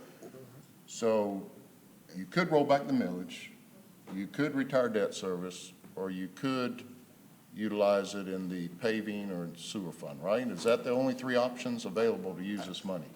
I think we can list and bring back to you. Or you can use it in, I think we can bring back to you options, but I will not give you options without telling you consequences. I've asked for a month now for legally what this money can be used on, okay? What, I guess I'm not understanding what And money. I've said that, we'll go back and look at the referrals. I've asked for a while now, and I said that because we're in the budget session now. The council needs to understand, I think the council, what they're hearing is that we can only use it for indigent care. That's what we're being told, but that's not the reality of it. No, that's not what we, Because we've already used it on debt service. that's right. We have not said you can only use it on indigent care. Okay, so I'm trying to get to what, if anybody else knows of another way you can use this money, please help me out this morning. That's all I'm trying to get is So the tell me options. what you're trying to get to, Counselor. I mean, where you're trying to get to a rollback of, that's No, the sir. goal? What legally are the options that you can use this money on? I guess I'm not understanding what is Within the this money? framework of the law, it's a simple question. Yeah, and I think we answered that when I was, Is it the when I three was, that I when I just was talked saying about? earlier that we cannot use it because of the 9 mil cap. That's the only restriction on that Well, millage that way, rate. So you can roll back part of it, all of it? that would be a decrease. Which would- You're which- talking about an which- increase. Do what now? You're talking about an increase, I'm talking about a decrease. Talking about an increase. No, the Wait, point wait, is, wait. you asked for the options, I'm giving the options. Yes. The only option that doesn't exist is being able to utilize, if we went to 2.5 mils on indigent care, that half mil, the only restriction is it cannot go into the general fund for spending more money, which would be a decrease in one, Right. but an increase in the other, so it'd still be net neutral. But you could use that to go into one of the other funds, whether it's like, debt service is going up by $500,000 because of the bonds that were issued. So I think staff saw this as an opportunity to keep the total out-of-pocket cost for the taxpayers level by moving the 1/2 mil from the indigent care into the debt service. That way there'd be no increase to the taxpayers in the debt service fee. But you do have as an option, you could reduce the indigent care even more, and then you could either roll that back, you could put it in the sewer fund, in the paving fund. You wouldn't need to put it in the debt service fund because there's been no debt issued that is requiring an offset on the millage. So those are your options, but if you wanted to, for example, roll back, it's really semantics, because if we said we're going to take that $500,000 and just give it back to the taxpayers, we could do that. But there'd also be that bump in Increase the in debt service. debt service by $500,000, so it would still be kind of the same. Okay, all right, so what I hear is that you've got 4 uses of this money. Council has 4 uses of the 12.5. You've already used 2.5 million, which is 0.5 of the mill, on debt service. Okay, that was done when the bond guys came here and told us about how they were structuring our deal with Synovus. All right? So there's that's the 12.5 left, which is 2.5 mils. What I hear you saying is you can use it on indigent care or health care, or however you want to do that, mental health. You could use it to continue to service debt. You can you can roll back the millage, which is a decrease, and it's just it would be giving it back to the citizens, or you can put it in the paving fund or the sewer fund. Those are the 4 areas. That's all I'm asking. That's what I've been asking. Yeah. Okay. Here's my thought as a council representative. I'm not opposed to the idea of using it somewhat as a grant fund to support nonprofits and entities out in the community that are providing services, okay? And let me say another thing, too. I think that further on as we have this conversation, I was told by some millennials and some people that work with the underprivileged that we need to get away from that term indigent care. We really do. And they said, we really need to talk about using the word underserved. There's a lot of connotations, there's a lot of condensating to that term indigent care. The people who fit that category don't like it. And there's a stigma to it. So, I'm just going to present that as people have told me we need to get away from that and say underserved people. as a city, we're facing a lot of, this is my concern. As a city, we're facing a lot of challenges coming forward. We got a lot of transitions going on. We're buying buildings. We're building buildings. We're doing a lot of stuff out there, and we have debt service out there. I don't think it's wise to utilize all this money in one area. I struggle with that. I think that we have an opportunity to eliminate debt, which is equally good as rolling the millage back. It's still helping the taxpayers out. We're going to have a lot of debt out there. We've got debt now. We've got bonds that we could service. Essentially, you could roll back the debt service on your property tax bill, which would help the individual homeowners.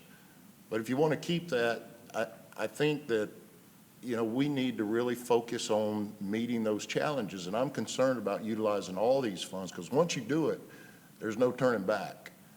And that's my concern here with all that we have on the horizon. And I think it's wise to take a portion of that money and set it aside to start dealing with some of those challenges versus you taking 100% of it and using it in just one area that's being stated now. I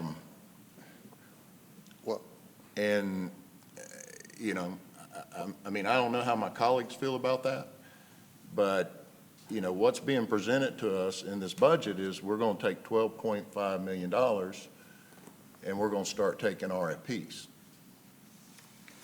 Well, maybe if we're going to start this program, maybe we should start with half of that and work from there, and then earmark the rest for maybe some of these other challenges that we're dealing with that we can start eliminating every year. That helps us overall in our overall budget, in our overall general fund. Yeah.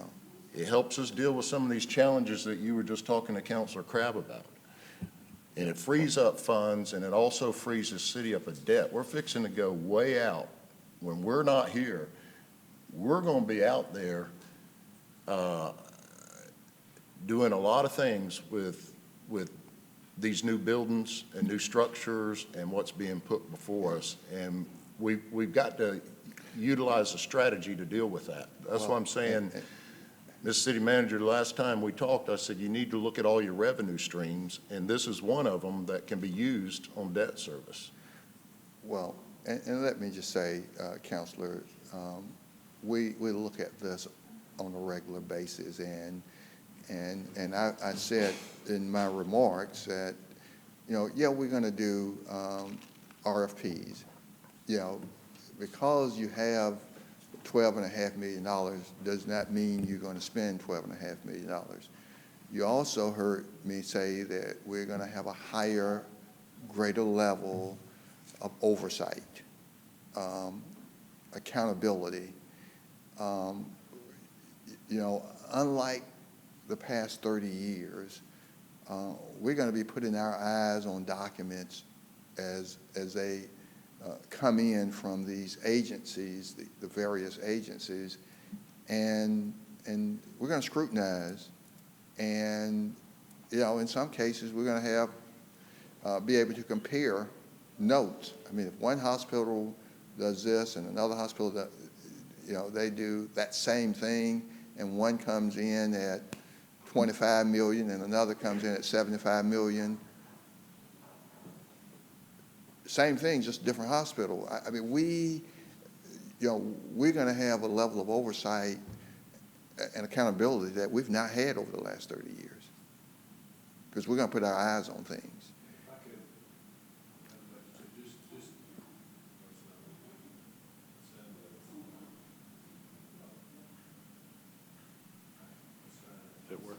Yeah.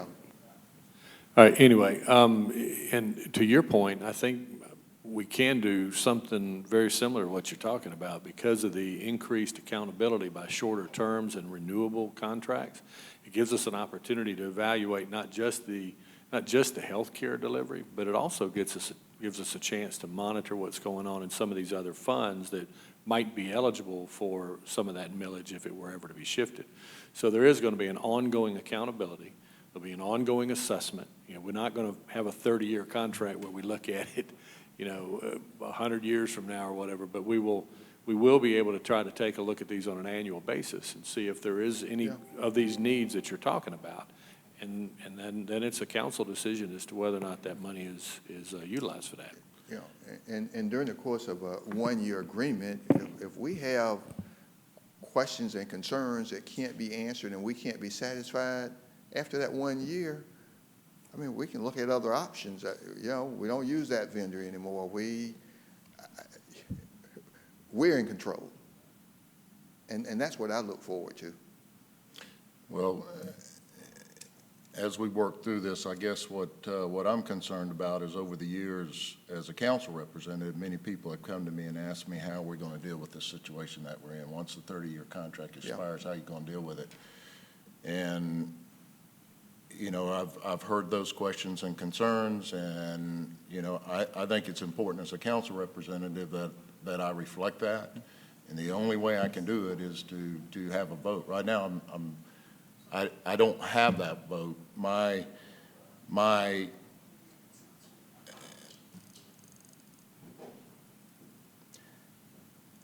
If anything, I think this needs to be on the add and delete list. What needs to be on the add and delete list? Well, we've already used 0.5 on debt service. Yeah.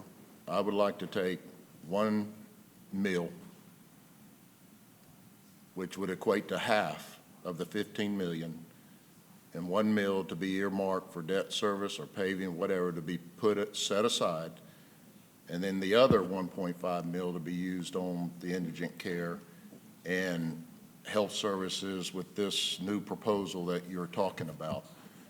I think that's the right way to do it. If in the future, if we determine that we can make adjustments, we can make adjustments. But to earmark it today, you're asking me to vote on 2.5 total to go in the direction of indigent care. Right, and I said, you heard me say in my remarks earlier, 1 year from now with history, I might agree, because I don't get a vote, but I think we need some history to work with.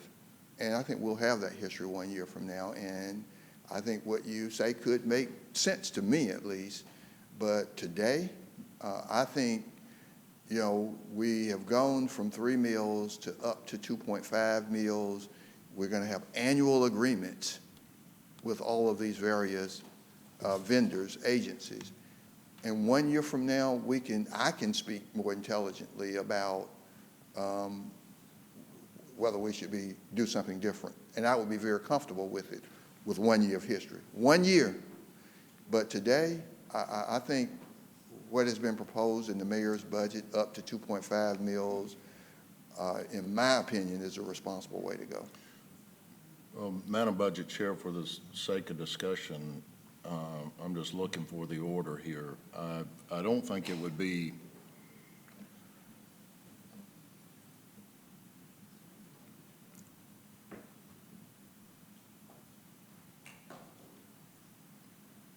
the correct way to do this. Would it be a 1 mil delete off the 2.5 to be used for debt service or paving or other uses, and then the 1.5 to be used for indigent health care? Or however that's going to be used with this new plan? Well, can I just make a point? I'm not sure, and I'm going to have to get some guidance from the city attorney on this, but I'm not sure that we can assess millage for debt service if we don't have any obligations. So the obligations that we currently have in terms of the bonds that we've issued, 0.83 mils covers the principal and interest payments on those obligations. So if you would like to reduce the indigent care millage from 2.5 mils to 1.5 mils, your option would be to just make the reduction and the millage rate goes down by 1 mil, or to keep the millage rate the same as it was last year, redistribute that 1 mil to either the paving fund or the sewer fund. Mr. City Attorney, would you respond to some of this for us, please?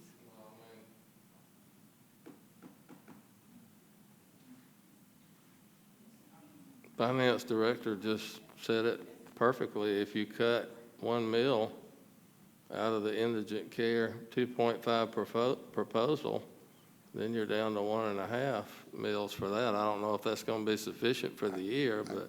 I have no idea, Mr. City Attorney. That's why we need 1-year history. I think then probably would it be on under, the ad under side? That'd be a our question. usual way of doing things, Councilor Davis, if you want to put something on the add delete list, it goes on the add delete list, then as that list is completed, the council will vote on each item on that list. So if you want to put something on the add delete list, that of course is your prerogative. Okay, I'm just trying to work this out, and I'll do that, but then I could put it on the ad list, and it just changes the use of the funds, correct? If you delete it, then it's not going to be used for healthcare purposes. That's the point. And then you add it on the other It'll side? have to be used for another legal purpose. Correct.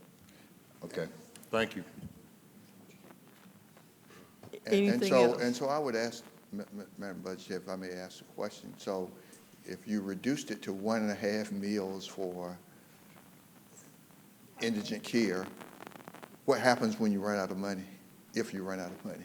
That's $7.5 million, you just utilize it, you're doing RFPs, so you utilize 7.5, it's like a grant fund. It's what it is. But what happens when you continue to stack up and keep paying debt as well? Well, and I'm just saying, so you want to go from spending, and we spent every dime, $15 million on indigent care, to a 50% cut, and you're going to spend 7.5 on indigent care without history. Without history. Say what?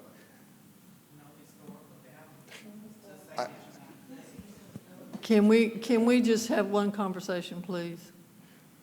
I think what I'm trying to do is do what you've already done, and you've used it on debt service. What I'm saying is the money is we can hold that money and start servicing our debt as a city. And In other words, you don't have to use it all, the 15 million. That money's grown over the years, over 30 years. It started as how much? Well, 30 years ago it was 5.5. 5.5. And you're saying 30 years later, take it to 7.5. Is what you're basically saying. Is utilizing 7.5 in that area. That's a Yeah. lot of money. Well, I'm going to leave it And it's at not that. our money. It's not our At money. this point, we do not have anything on the add delete list, and we have a number of councilors who would like to speak. Councilor Davis, are you putting something on the add delete list? I will, and when we get to that point, like you talked about.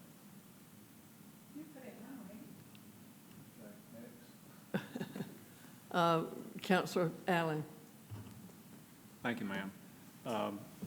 I understand where Council Davis is headed, but I would like more history, and I think that's what the city manager is providing. We have had a contract for 30 years. We've had no accountability. We've had, back in the 90s, we had heated discussions with some of the staff at the medical center over how they're spending the money and how we were being charged. And this has been an ongoing situation for years, and it's been a thorn in our side for years. Now it's cleared up. We're on a path to hold them accountable, to be able to identify where the indigent care needs are in the community. We have several providers that are interested in helping. I would say let's wait a year, issue the RFPs, and get some history, get a base of knowledge so that we know how to work with this. Talking about rollbacks now, it's just not the time because we don't know where to go with it. We don't have the information. So that's where I stand on it. Thank you, ma'am. I saw Councilor Crabb.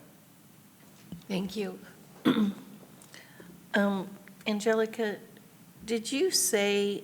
what did you say our debt service was? Was it you said something like 0.8 something?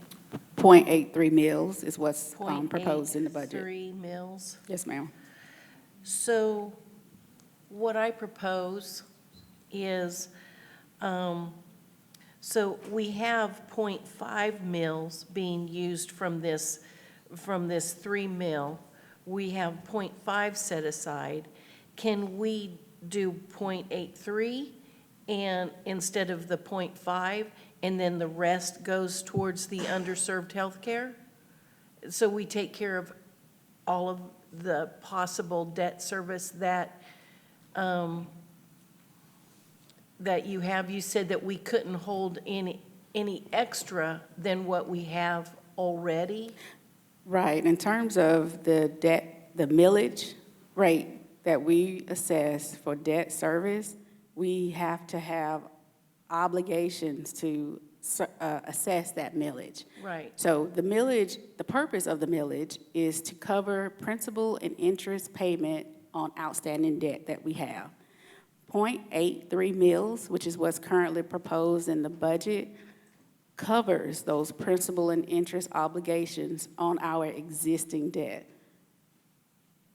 Okay, so that's already in the budget. That's already in the budget, And yes, ma'am. then this 0.5 that we're talking about for the Synovus building, that's not included in that 0.83? It is. Last year, the debt service millage was only 0.33 mils.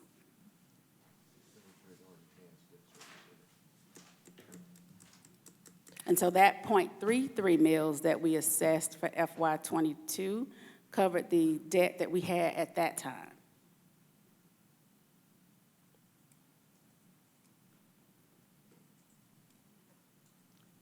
Anything else, Counselor? Counselor House? Thank you, Madam Chair. I think what you're saying is we already have in the millage rate the 3.3. The 0.33. 0.3, okay, and we need the 0.5, and this gives us the 0.5. Okay, so that keeps the millage rate even. And I agree with the Mayor Pro Tem.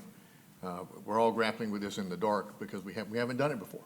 And so I think we probably need to get some data so we understand better so that next year, maybe it's not 2.5, maybe it's less than that, once we know what it's really going to cost us, because now we'll have a better chance to find out for sure. Right. That's not the way it works. Anybody else? That's not the way it works. If we give them two, Hold, what? Counselor Crabb. That's not how it works in the world. If you give them 2.5, they're going to use 2.5, and they're going to always use 2.5. If you give them 2, then, and we do our little experiment here, I think we can always, adjust it up. But it never gets adjusted down, ever.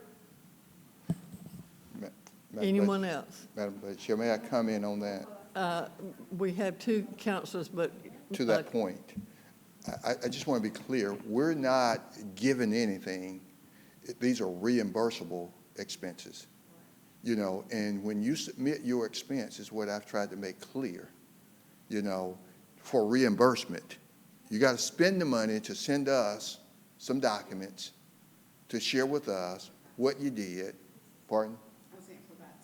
After you provide the service, you send us the documents, and we get to scrutinize them in a way that they didn't send us documents in the past. So now, the greater level of oversight, the greater level of accountability, it's just like the grants that we get from the state. They don't give us money. We've got to have the capacity to spend the money in order to apply for reimbursement. And when we apply for reimbursement, they scrutinize the bill, and then they start line item out some things that we're not paying you for this. We're not paying you for that. And what's left is what we'll reimburse you for. So we're not giving money and then saying, send us your documents. No, you apply to us to get reimbursed. I just want to be clear. Thank you. Councilor Tucker. Yes, sir. Thank you, City Manager. And this is why education is so important. I would love to see a presentation on pros and cons of decreasing and increasing millage rates and all these conversations that we're having, and even breaking down exactly what you said in reference to the RFPs, because right now, the clarity that people have right now in reference to how this process works is broken. I think it needs to be an educational piece. That way people can really see exactly what the process is. And when we're talking about decreasing and increasing, when you go to other counties and when you do go to that training, you'll hear some of the horror stories that people give when you have to come back and try to increase a millage. So I'm just asking if we can get a presentation. Yeah. I'm just saying at a later, Yeah. date in reference to this, because just because we do 2.5 mil, exactly what you're saying, is not saying that we're gonna expend that amount of money, because just like with insurance, you get a bill and they might not pay everything that you actually were seen for. Exactly. You're gonna have your expense and they're gonna have their expense. Education is important, y'all. Councilor Woodson. And can I just Thank you, point out? Madam Chair. Oh, go ahead, go ahead. You No, can no, no, tell I me. just wanted to point out that this also covers inmate, prisoner care. The contract with the medical center cover prisoner care. This money, we still have to provide care for the inmates that are housed at the jail and the, some at the prison, but mostly at the jail. Thank you very much. I agree with Mayor Pro Temp in his comments earlier, not to keep repeating the same thing. We need to do this test pilot so we can get history on what's going on. And I second that request from Councilor Tucker. We need to bring a presentation so that people understand. It's easy to say we'll roll back, but what are the consequences from rolling back? It's easier to stay stable and don't increase. And you can budget your life around that way, and then we can finish our debt services, we can do other roads, we can do other things. So I just want to say that I am going to support what staff brought forward, because I want history too. I've been here long enough with Councilor Allen to know that before you make a decision like that, you better have some history, because you're accountable to the citizens. And Councilor Davis said about the concern with the wording of indigent care, then we should say public health, because it is health that we're talking about. When you cut it down from 3 mils to 2.5, I almost had a baby, because I couldn't believe you were cutting it down. But then when you explained the process and you explained the dollar amount, I was comfortable. I am not comfortable, with all due respect to my colleagues, I am not comfortable reducing it anymore until we have some history. Because just like Angelica said, that's for the less fortunate, and even the jail, and we already have problems in the jail. They need nurses, they need mental health, they need a lot of stuff. And we're gonna cut it down from 2.5 to 1 million, and we expect that to take care of the citizens and the inmate? I don't think so. You can count on me, Angelica and staff, that your recommendation, you have my vote on it. Now, next year, I don't know. Depends on the status of what you bring back to us. Well, I won't be here, I'm sorry. But I'll encourage my assessor, because, I'm going to still be here behind the scenes. Thank you. Councilor Crabb. Thank you. I guess what I'm trying to, is there a, can we guarantee that a certain portion of this 2.5 could be going just to the jail, or is it just all going to be like as they come in? And the reason why I'm saying this is it's like, let's put our own mask on first so that we can help everybody else. I mean, we have to, part of our budget we have to take care, yes, I understand we need to take care of the underserved, but there are citizens out there that we all get the calls for, that they're complaining about their streets, they're complaining about, you know, all of these other things. And yes, we have to take care of the underserved and their health needs, and I agree with that 100%. But if there's, you know, if there's a way that we can make sure that the underserved in the jails are being taken care of, because that is our responsibility. These other programs out there that we are going to set aside this money for to help, they're getting grants from other places too. We're not their only source of income. They're getting income from other sources, and we are just one of the many sources. And so what I'm trying to, you know, we have this opportunity here with this money, and we have a lot of needs within our organization that serves our citizens that pay this $3 million. And so I just would like to see if there's any way that we can divvy it up a little bit more. That's all I'm asking for. I'm not, you know. So Madam Budget Chair, if I may, I think we all want the same thing. I just don't want it without history. You know, I want to be able to stand here 1 year from now and say, hey, the jail cost us this much, you know, and in the past, based on what we could pull out of what we were getting, it cost this much. About 2.7 to 3 million. And then I would ask, why was it 2.7 and now we've got it down to 800,000? I can stand here a year from now with history, with information. It's a crawl, walk, run. We're going from 3 meals to up to 2.5 meals, and we say up to because we're going to scrutinize and we're going to look closely. We're going to have information. 1 year from now, I think this would be a great discussion, and we can make decisions with facts in hand. But right now, we don't know.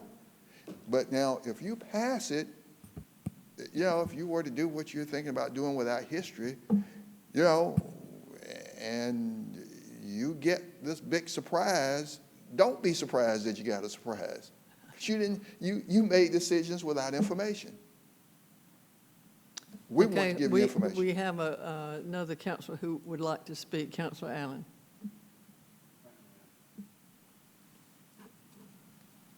Thank you. Just to clarify, the monies that we're talking about, the 2.5, up to 2.5, those RFPs go out, that's only for indigent care. It's not for any other expenses that those facilities are talking about, or the vendors are talking about providing for the city. Piedmont, Mercy Med, St. Francis, and whoever else is interested, the RFP is only to address the indigent care that they take care of. That's right. It doesn't cover any other, it's not a donation for them to do their mission and their mission statement. It's just for the indigent care. We would do an RFP, and we would sign an agreement with them that they would be reimbursed for allowable expenses. Right. And so I don't know what their budget would be. I mean, there's no budget. It's if you submit expenses because you have an indigent care agreement with us, or whatever term we use, then we are going to review your expenses and we're going to pay you allowable expenses or reimburse you. So if someone shows up, if we have an agreement and we can determine that they're indigent, you should take care of them. And they will be clear on what's allowable. And then quarterly or however, they'll submit those expenses to us. We will review them, scrutinize them, and mark a line item out. If it's not, if they put something in there or they're trying to not slip it through, but inadvertently put it in there, we're going to mark it out. The worst person you want to review your travel expenses is Angelica Alexander. I mean, that's, you know, because, I mean, you send your travel expenses, and they go through and they line item out. You ate breakfast, but they had a continental breakfast. She's not paying you for breakfast. And so you line item out those things, and she will reimburse you allowable expenses. That's what we're going to be doing. And let me just reiterate again, we asked for this information with the medical center for years, probably 10 years or more.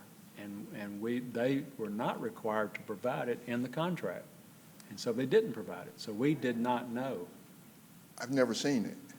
Yeah. And if I remember correctly, we paid 3%, I mean, the 3 meals, whether or not it was 1 meal or 7 meals. Exactly. We paid the 3 meals. And we paid 3 meals, 100% of 3 meals, 100%. Regardless of how much we collected. Regardless of in our tax. collection rate. If we were collecting 94%, we paid them 100% of 3 meals. Up to Anything else 2014. on this issue? Thank you. So I just need information. That's all. Councilor Davis? Thank you, Madam Budget Chair. Look, I think everybody needs to understand this is not our money. This is taxpayers' money. It's an expired 30-year contract that's grown over time to a massive amount of revenue, okay? $15 million. And we've already taken a little bit of it to service some debt, which is wise in doing that. All I'm saying is that I've said it before, and everybody on this council knows the challenges that we're confronting. You know all the purchases, you know all the transactions that's going on in buildings out there, you know the other challenges in the future, and we're going to have to look at this from a strategic standpoint because I'm a little concerned about stability. I really am. In the next 5 years, I'm concerned about stability with all these moves that we're making as a city, and they're excessive moves like we've never made before.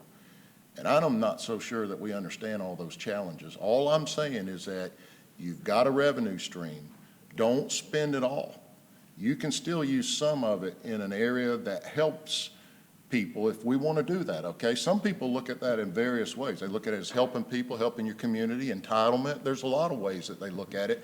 But at the end of the day, it's their property tax dollars that they're paying. They're paying it, not us. Okay? They're paying it. So what is wise with the taxpayers' money? We've got debt service out there, and we're going to incur more debt. And we've got that. We've got bonds out there. We have an opportunity to pay these things off with a revenue stream that we've never had before. And so I'm just saying, look at it closely. We got to look at that closely because there's no other funds out there available unless you increase property taxes. Councilor Allen, you want to start increasing Urban Service District 2? I mean, we can do that and get and solve some of our needs, but we're going to have to find creative ways to deal with some of these matters and these challenges. They're not going away, and we're going to incur more and more of these expenses. So you need to have some funds to deal with. That's all I'm saying. And I get that, and I don't disagree with that, Councilor Okay, Davis. I want to have this conversation. You know, I have not, as I've stood here, I have not disagreed with anything you said, except for we're going to have a one-year agreement on a reimbursable basis, great oversight, great accountability, and 1 year we can come to you and lay some things out and say, I would be the first to come to you as city manager and say to you, man, we've had a great year, you know, and we've gotten all this information in. Well, and I don't know what they were doing the last 30 years, but I can tell you this year, we said up to 2.5 meals, and we're at 1.8 meal. And let me tell you, we need to do some things, and we need to do some of the things I will be the one standing here delivering. Here's my concern, Mr. City Manager, here's my concern, and it reflects directly off of what Councilor Crabb said. And this is government, this is how the citizens view government. That once you start heading in a direction and you agree to start spending or you agree to start heading in a direction, there's no turning back. I've never seen it happen. You start spending that money, there's no turning back. So, one, I'm glad we're having this conversation because if what you're saying is true, then we're going to have that opportunity. If not, don't come in 3 years from now and tell me that, we've already committed to all these funds. Well, And we can't utilize them in such a way that's going to benefit or help the citizens of Columbus. Somebody's going to have to cover all this service in the future. And, we need to start figuring out ways to deal with some of that. well, and I absolutely agree, Councilor Davis, and. That's my worry, is that we're being I- asked to you know, commit to 2.5 today, and there ain't no turning back. Yeah, you're being asked to reduce from 3 mills down to up to 2.5, and that's a good first We've start. already done that. You haven't done it yet. Mr. Mayor, I saw that you had. 0.5, we've already reduced it 0.5. Mr. Mayor? Well, and I think all of us share the same concern that Councilor Davis is talking about, and I think that, fortunately, through the planning, the financial planning we've done, and in putting together like the SPLOST list, most of the major construction projects are going to, the debt service has already been identified through the SPLOST. The buildings and all the infrastructure that's going to be created will be pay-as-you-go. The new city hall, we did assign $500,000 to cover that debt service, and we're just offering up as an option through the budget to offset that increase with $500,000 from the indigent care. So I agree with you. I worry a lot, and the city manager and I have frequent conversations about setting aside funding to really work on some of our vehicle replacement, some of our capital replacement. But I think even our roads, we've got about $26 million in SPLOST right now for road resurfacing and sidewalks and trails. And of course, the citizens will determine whether or not they want to continue the T-SPLOST on the ballot this year. So we've tried to be very, very strategic in what we present to y'all over the last several years with regards to funding some of these larger projects. So I hear what you're saying, and I agree with you, and it's been something I've been pushing, is to try to set aside some funding for some of the capital replacement. Thank you, Mr. Mayor. Councilor House, did I see you? Councilor Yes, ma'am, House. just a fast question. Since it is up to 2.5, if we get toward the end of the year and discover it's not 2.5, it is 1.5 or 1.8 or 2 or whatever it is, can we at that point, late in the fiscal year, use that money for paving or sewer or whatever else? Can we just, if we find out we don't need it? We can't? Okay. Well, let me let So what happens to the money? the finance director.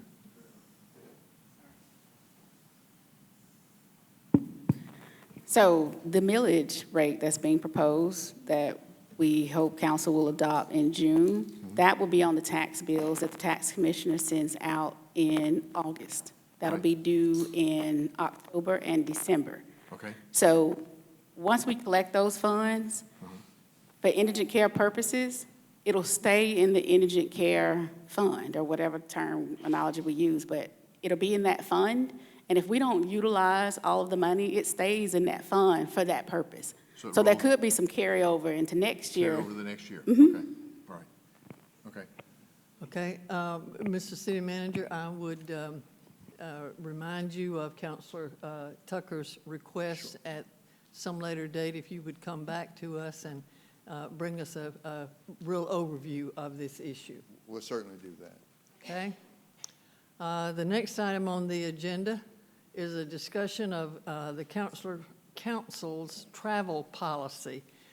This is an issue that several of the councilors have brought to us and brought up about how we want to spend this money and on which items did we want to spend it. I do think that we, at this point, Madam Clerk, if I'm not mistaken, in the budget is designated $5,000 for training and educational purposes and $10,000 for council, other travel for councilors. Is that correct? We were handed this morning a 17-page document from the city the city attorney outlining the policy, and for the most part, The council policy reflects that same policy for employees and department heads and so forth. And so that's one of the things that we have been asked to have some discussion on. One of the, and I'm sorry that the city attorney's not here. Madam Sheftal, is Attorney Sheftal over there?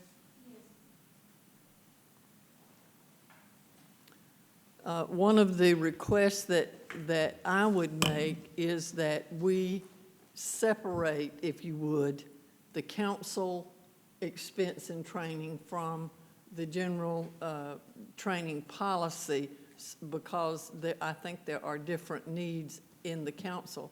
I would like to see us call the $5,000 mandatory training funds.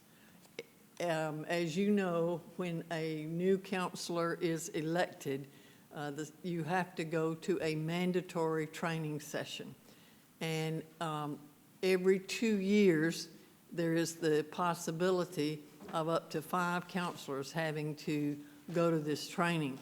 And because it is mandatory, it seems to me that we need to have those expenses covered. And you can cover the same type of expenses, if you will. For example, the per diem or the registration fee or the hotel or whatever, as the 17-page document lays out for others. But we'll call it the mandatory training, not educational training, because we can do educational training that is not the mandatory training. I would like to, the chances, there's a chance that this next budget year, we will have 4 new counselors who have to go to that mandatory training. And I'm not sure $5,000 would cover 4 people. I don't know that we will have 4, but there is that possibility. In the next year, in the next election, we could have 5. And so we need to make sure that we've got enough money in that fund to cover that mandatory training. And then the other part of that, the $10,000 for other travel, there have been a number of conversations, and I would hope that my colleagues would enter into this about how do we have a $10,000 blanket amount in that fund. Do we limit the amount that an individual counselor can use? Or do we say you can use up to X amount of dollars? Or if only one counselor goes to these kinds of things, can we say, that person could use the whole $10,000? I do know, too, that I have served on boards at the local, state, and national levels of various organizations. And if I'm on the board, the organization pays my expenses. If I'm attending as a member of the organization, then somebody else is responsible. Usually it's me. But we need to make sure that we are up to date in our terminology and in our payment. Having said all of that, what do you think? I think I saw the Mayor Pro Tem. Thank you, Madam Chair. Some of the things that we've kicked around is amending the travel policy for council to cover $3,000 for a single trip. Now, I'm not sure if we need to put a dollar amount in there, but maybe the finance director could help us with that. In talking with the clerk, I believe that amount would cover 1 trip. Now, that would be if a counselor wanted to attend a function, ACCG or GMA. And then the second part of that would be, as the chair described would be to set aside monies for those newly elected that will have mandated training that they would have to attend. If there are monies that are not used at the end of the budget, then they'll just roll over to the next budget cycle, I would think, or how would that work, Madam Chair? Go in the general fund? Ms. Alexander? Well, the budget, once adopted, will be set until you change it for the most part.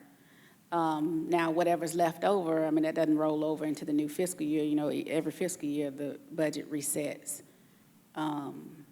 But it'll be typically whatever the base budget was for the prior year, that's typically what we use for the new year. So I guess I just want to make sure I understand, Councilor Allen, or Mayor Pro Tem, are you saying in the budget for council, you want at least $3,000 for one trip per counselor? So that'd be a total of $30,000 for discretionary? No, ma'am. Okay. No, ma'am. We'd leave it at the 5 and the 10 as has been discussed. Okay. Some counselors travel, most of them don't. Most all of us have met our mandated travel, I believe, so only mandated would come into play when there's a new one elected. If someone wants to travel to an ACCG or GMA event, then they would be allotted one trip a year, one trip per year. And that would be up to the $3,000. To be paid by the city. Right, to be paid by the city. If they choose to go on another trip, then that would be at their expense. That's my proposal. Okay. Any other discussion on this, Councilor Crabb? Madam Clerk, how much money is usually spent on these mandatory training trips?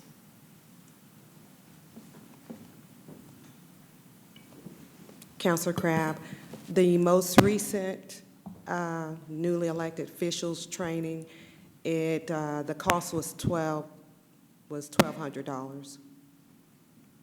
And what did that cover? Do you recall, either you or Ms. Alexander? That covers the registration. We cover, the city covers the hotel fee, which is normally 2 nights. Normally it's a 2-day training. It covers any reimbursable amounts, such as the per diem for any meals that are not covered as a part of the conference, as well as mileage. Okay, and mileage and parking. I will tell you, I have not read 17 pages of this proposal, but let me ask you this. Does this, it doesn't give a dollar amount for the travel, it just says whatever the city's reimbursement rate is that right? That's correct. Whatever the per diem rates are for the city as a whole, that's what's applied to all elected officials. And that amount is governed by, however, this travel policy, is that correct? That's correct. Okay, and as I recall, it is attached to the inflation, no, is it Social Security reimbursement or, I mean, not Social Security? IRS. The mileage rate, yes, ma'am, is attached to the rate that's published by the IRS. Okay, and that amount applies to everyone, employees, counselors, all elected officials? The entire city government, yes, ma'am. Okay. Is there oh, I'm sorry. Let me just clarify for the record. What I'm offering is I'm basically throwing the skunk on the table so we can talk about it. Yeah. So I'm putting this in the form of a motion so that we can have a little conversation about it. And I think that we would need, Madam City Attorney, we would need to put this in the form of a resolution once we identify the language. That is correct. The overall amounts would be set in the budget ordinance, and you would do a council resolution expressing council's intent to sort of dole out your own travel budget, essentially, the Great. basis on which Okay, so travel is going to be permitted. Mr. Mayor Pro Tem, you are making a motion. Yes, I am. Is there a second? I'll second. Motion by Mayor Pro Tem, second by Ms. Crabb. Other discussion? Ms. Crabb? Okay, so if the mandatory training costs $1,200 per person, then shouldn't we have up to 6,000 mandatory training funds set aside each year? Because say every incumbent gets wiped out. And so shouldn't we have up to 5 positions for mandatory training set aside? Are you making that Well, as? she We mentioned could- that she would change the we- 5,000 to mandatory training funds. But to answer your question, the council can amend the budget if something that rare should happen. If we Okay. find ourselves in a situation where it's out of the norm, then we can make an amendment. At that time. Right. The policy, Is that setting I would recommend that the policy not contain the dollar amount, the resolution. For this year, for this budget, this is what we are recommending, not forevermore. Is that what you're saying, Mr. Well, Manager? we're not changing the dollar amount in the budget today, Right, but we are talking about a travel policy. right. And But if the whether we continue to talk about the travel policy, that may be a subject that we take up in a council meeting and not in a budget meeting, if we're going to maintain the dollar amount in the budget. My desire is to leave the travel policy amount in the budget as it is. Okay, and that's your motion, is to leave it as it is? Right. Okay. Other comments?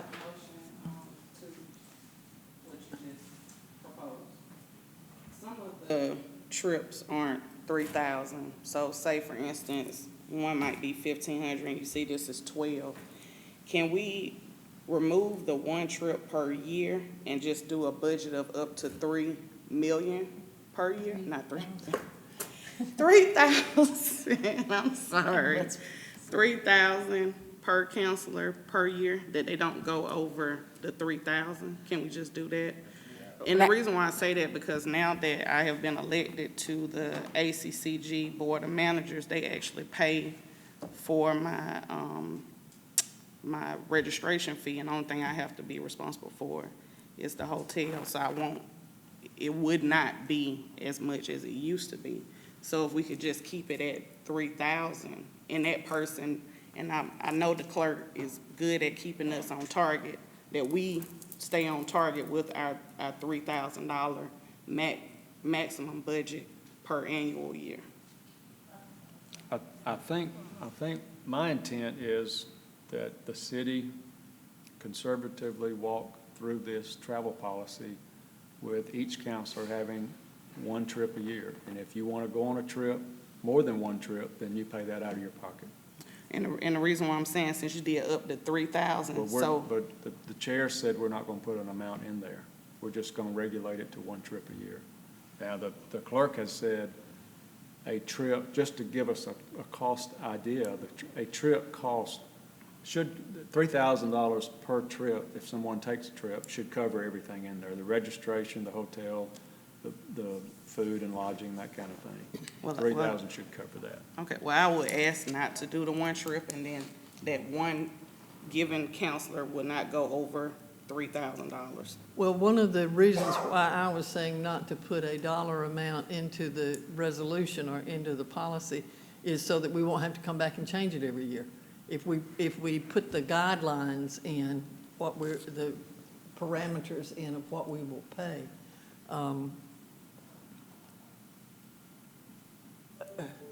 Counselor House, did you have your hand, did I see Counselor Crabb?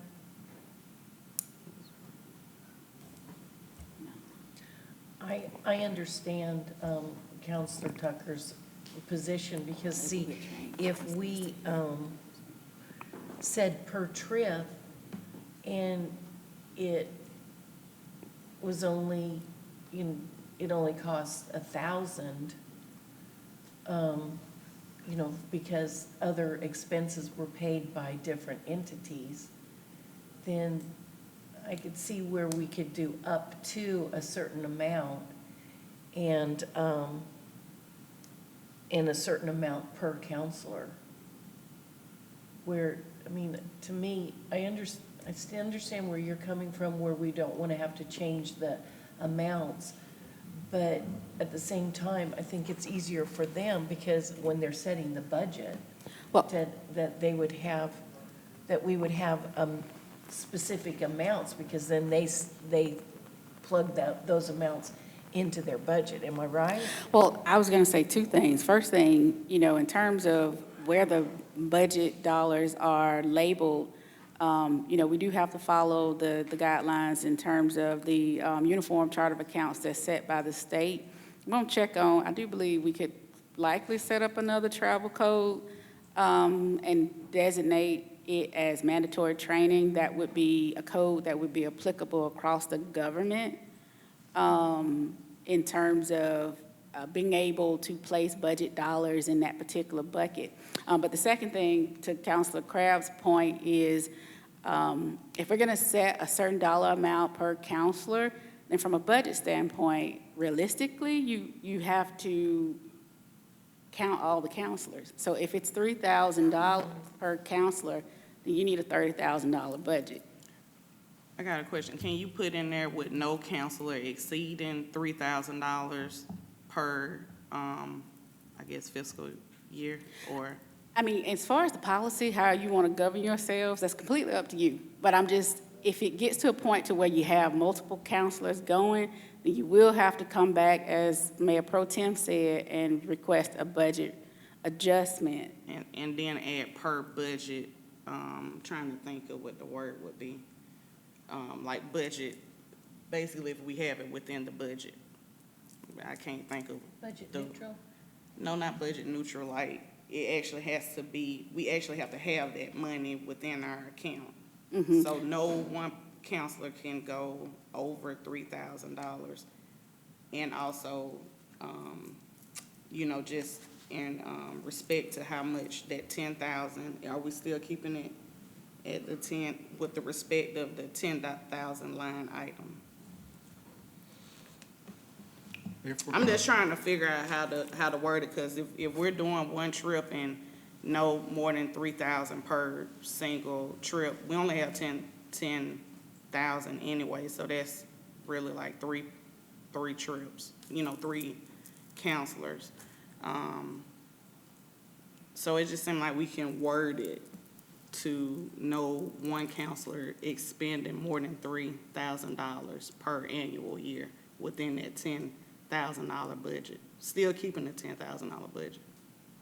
Mayor Pro Tem. Well, I think that we are opening ourselves up for criticism from the public, and some of us have talked about this. If we're spending our time on the road, going to various meetings around the country, then we're subject to be criticized from the public as spending money that's not benefiting the city.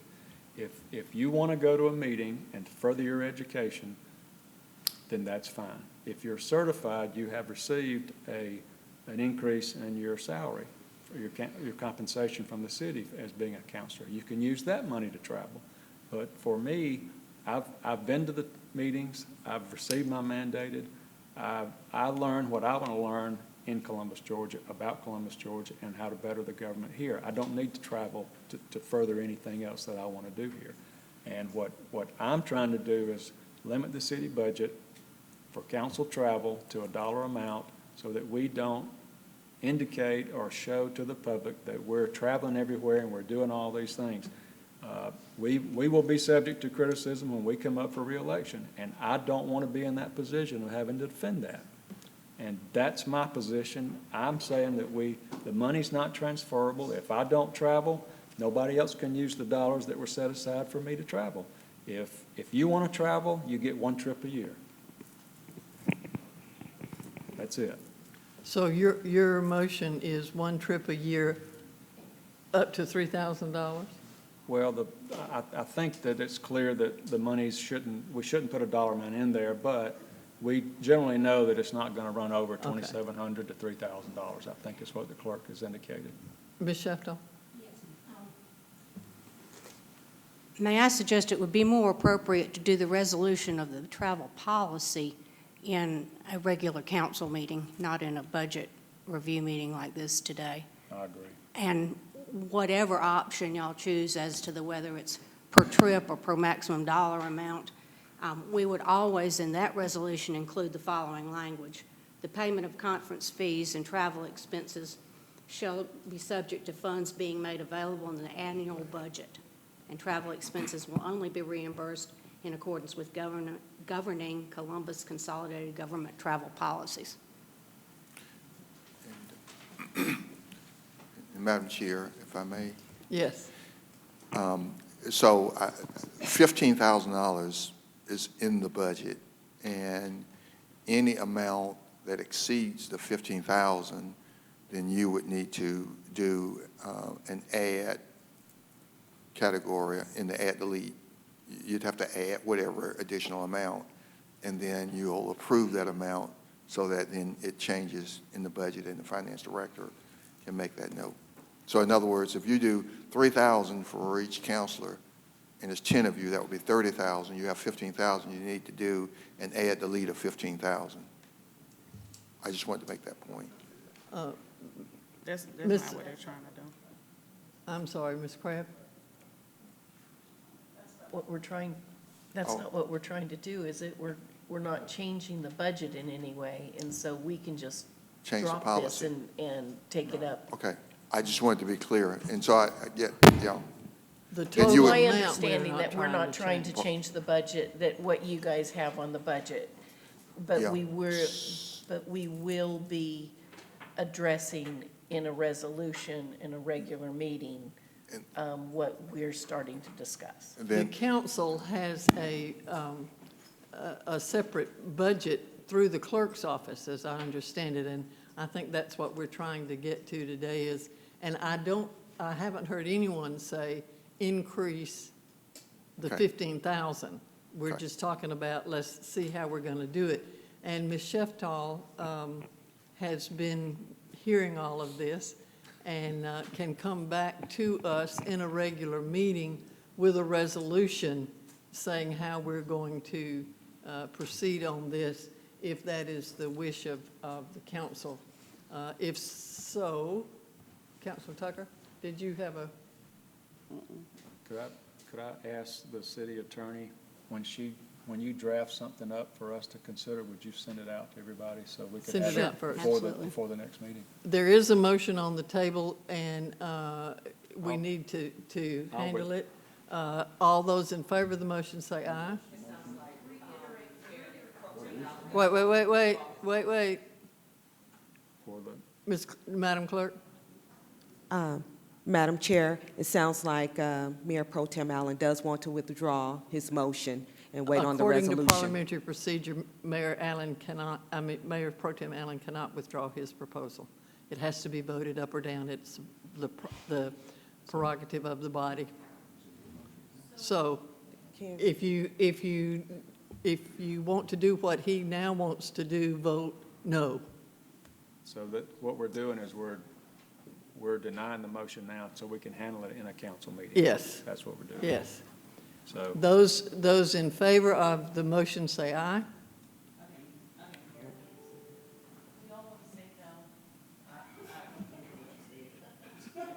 What you are voting on, we were going to talk about the travel policy, and what we've been advised is to have the discussion in a council meeting.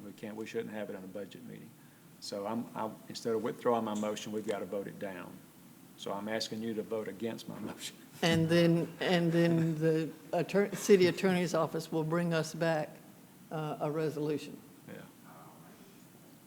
All those in favor of the motion say aye. Aye. All those in favor? Those opposed say no. No. Motion fails. Madam City Attorney, would you, is this as clear as mud to you as it is to me? I'm sorry? You know what we're asking for, right? Yes. Okay, very good. I guess my only question is, do you want me to bring back two alternatives? One based on per trip and one based on per dollars, or only per trip? My request was per trip. Okay. Okay. All right. Are there other items to come before the body? If not, do I hear a motion to adjourn? Motion. Hold a minute. Councilor Tucker. I know today we're having a peace officer memorial at the library. I know President Biden had asked, I think it was put out to have the flags at half-staff on Sunday. I actually requested that we possibly do that for this event, not just in honor of the peace officers memorial, but also those victims of the Buffalo shooting. If we could, and I'm asking you, Mayor, if we could bring the flag down at half-staff. Typically not a local act, it's typically comes from the state or the federal guidelines to the involved. We have on very rare occasions, I think there's been one occasion that I know of, so unless we get direction. So it has to go up to the, okay. Ms. Alexander. Yes, ma'am, Madam Chair. I just wanted to go over the schedule once again, very quickly, from what was previously published, which was that June 7th meeting. And I worked with Clerk of Council Sandra Davis to on the providing the dates for the resolution that council will officially vote to change the meeting dates on May the 31st. But the June 7th meeting, in which was on the budget calendar, will be canceled. On June 7th, we will advertise the FY23 budget, as there were no items on the add-delete list to adjust the mayor's proposed budget, so we'll get that advertised on June 7th. We'll also advertise the Taxpayer Bill of Rights hearings for June 14th. And then on June 14th, we will meet, there's a regular council meeting scheduled at 9 a.m. on June 14th. During that meeting, we'll have the first Taxpayer Bill of Rights hearing. We'll also have the first reading of the budget ordinance. Also on June 14th at 6 p.m., we'll have our second Taxpayer Bill of Rights hearing here in the council chambers. It will not be a part of any regular council meeting, but the public is welcome to come as part of the Taxpayer Bill of Rights. Then on June 21st at 9 a.m., we'll have our third Taxpayer Bill of Rights hearing. We'll also have the second reading of the budget ordinance and the first reading of the millage ordinance. And then June 28th, tentatively, there's a council on the list here, on the schedule here. We'll meet that evening at 5:30 as a regular council meeting. And on the agenda for sure will be the second reading of the millage ordinance. Thank you. Anything else for the good of the order? I heard Councilor House move to adjourn. Was there a second? Second by Councilor Tucker. Those in favor? Any opposed? Thank you so much. We are adjourned.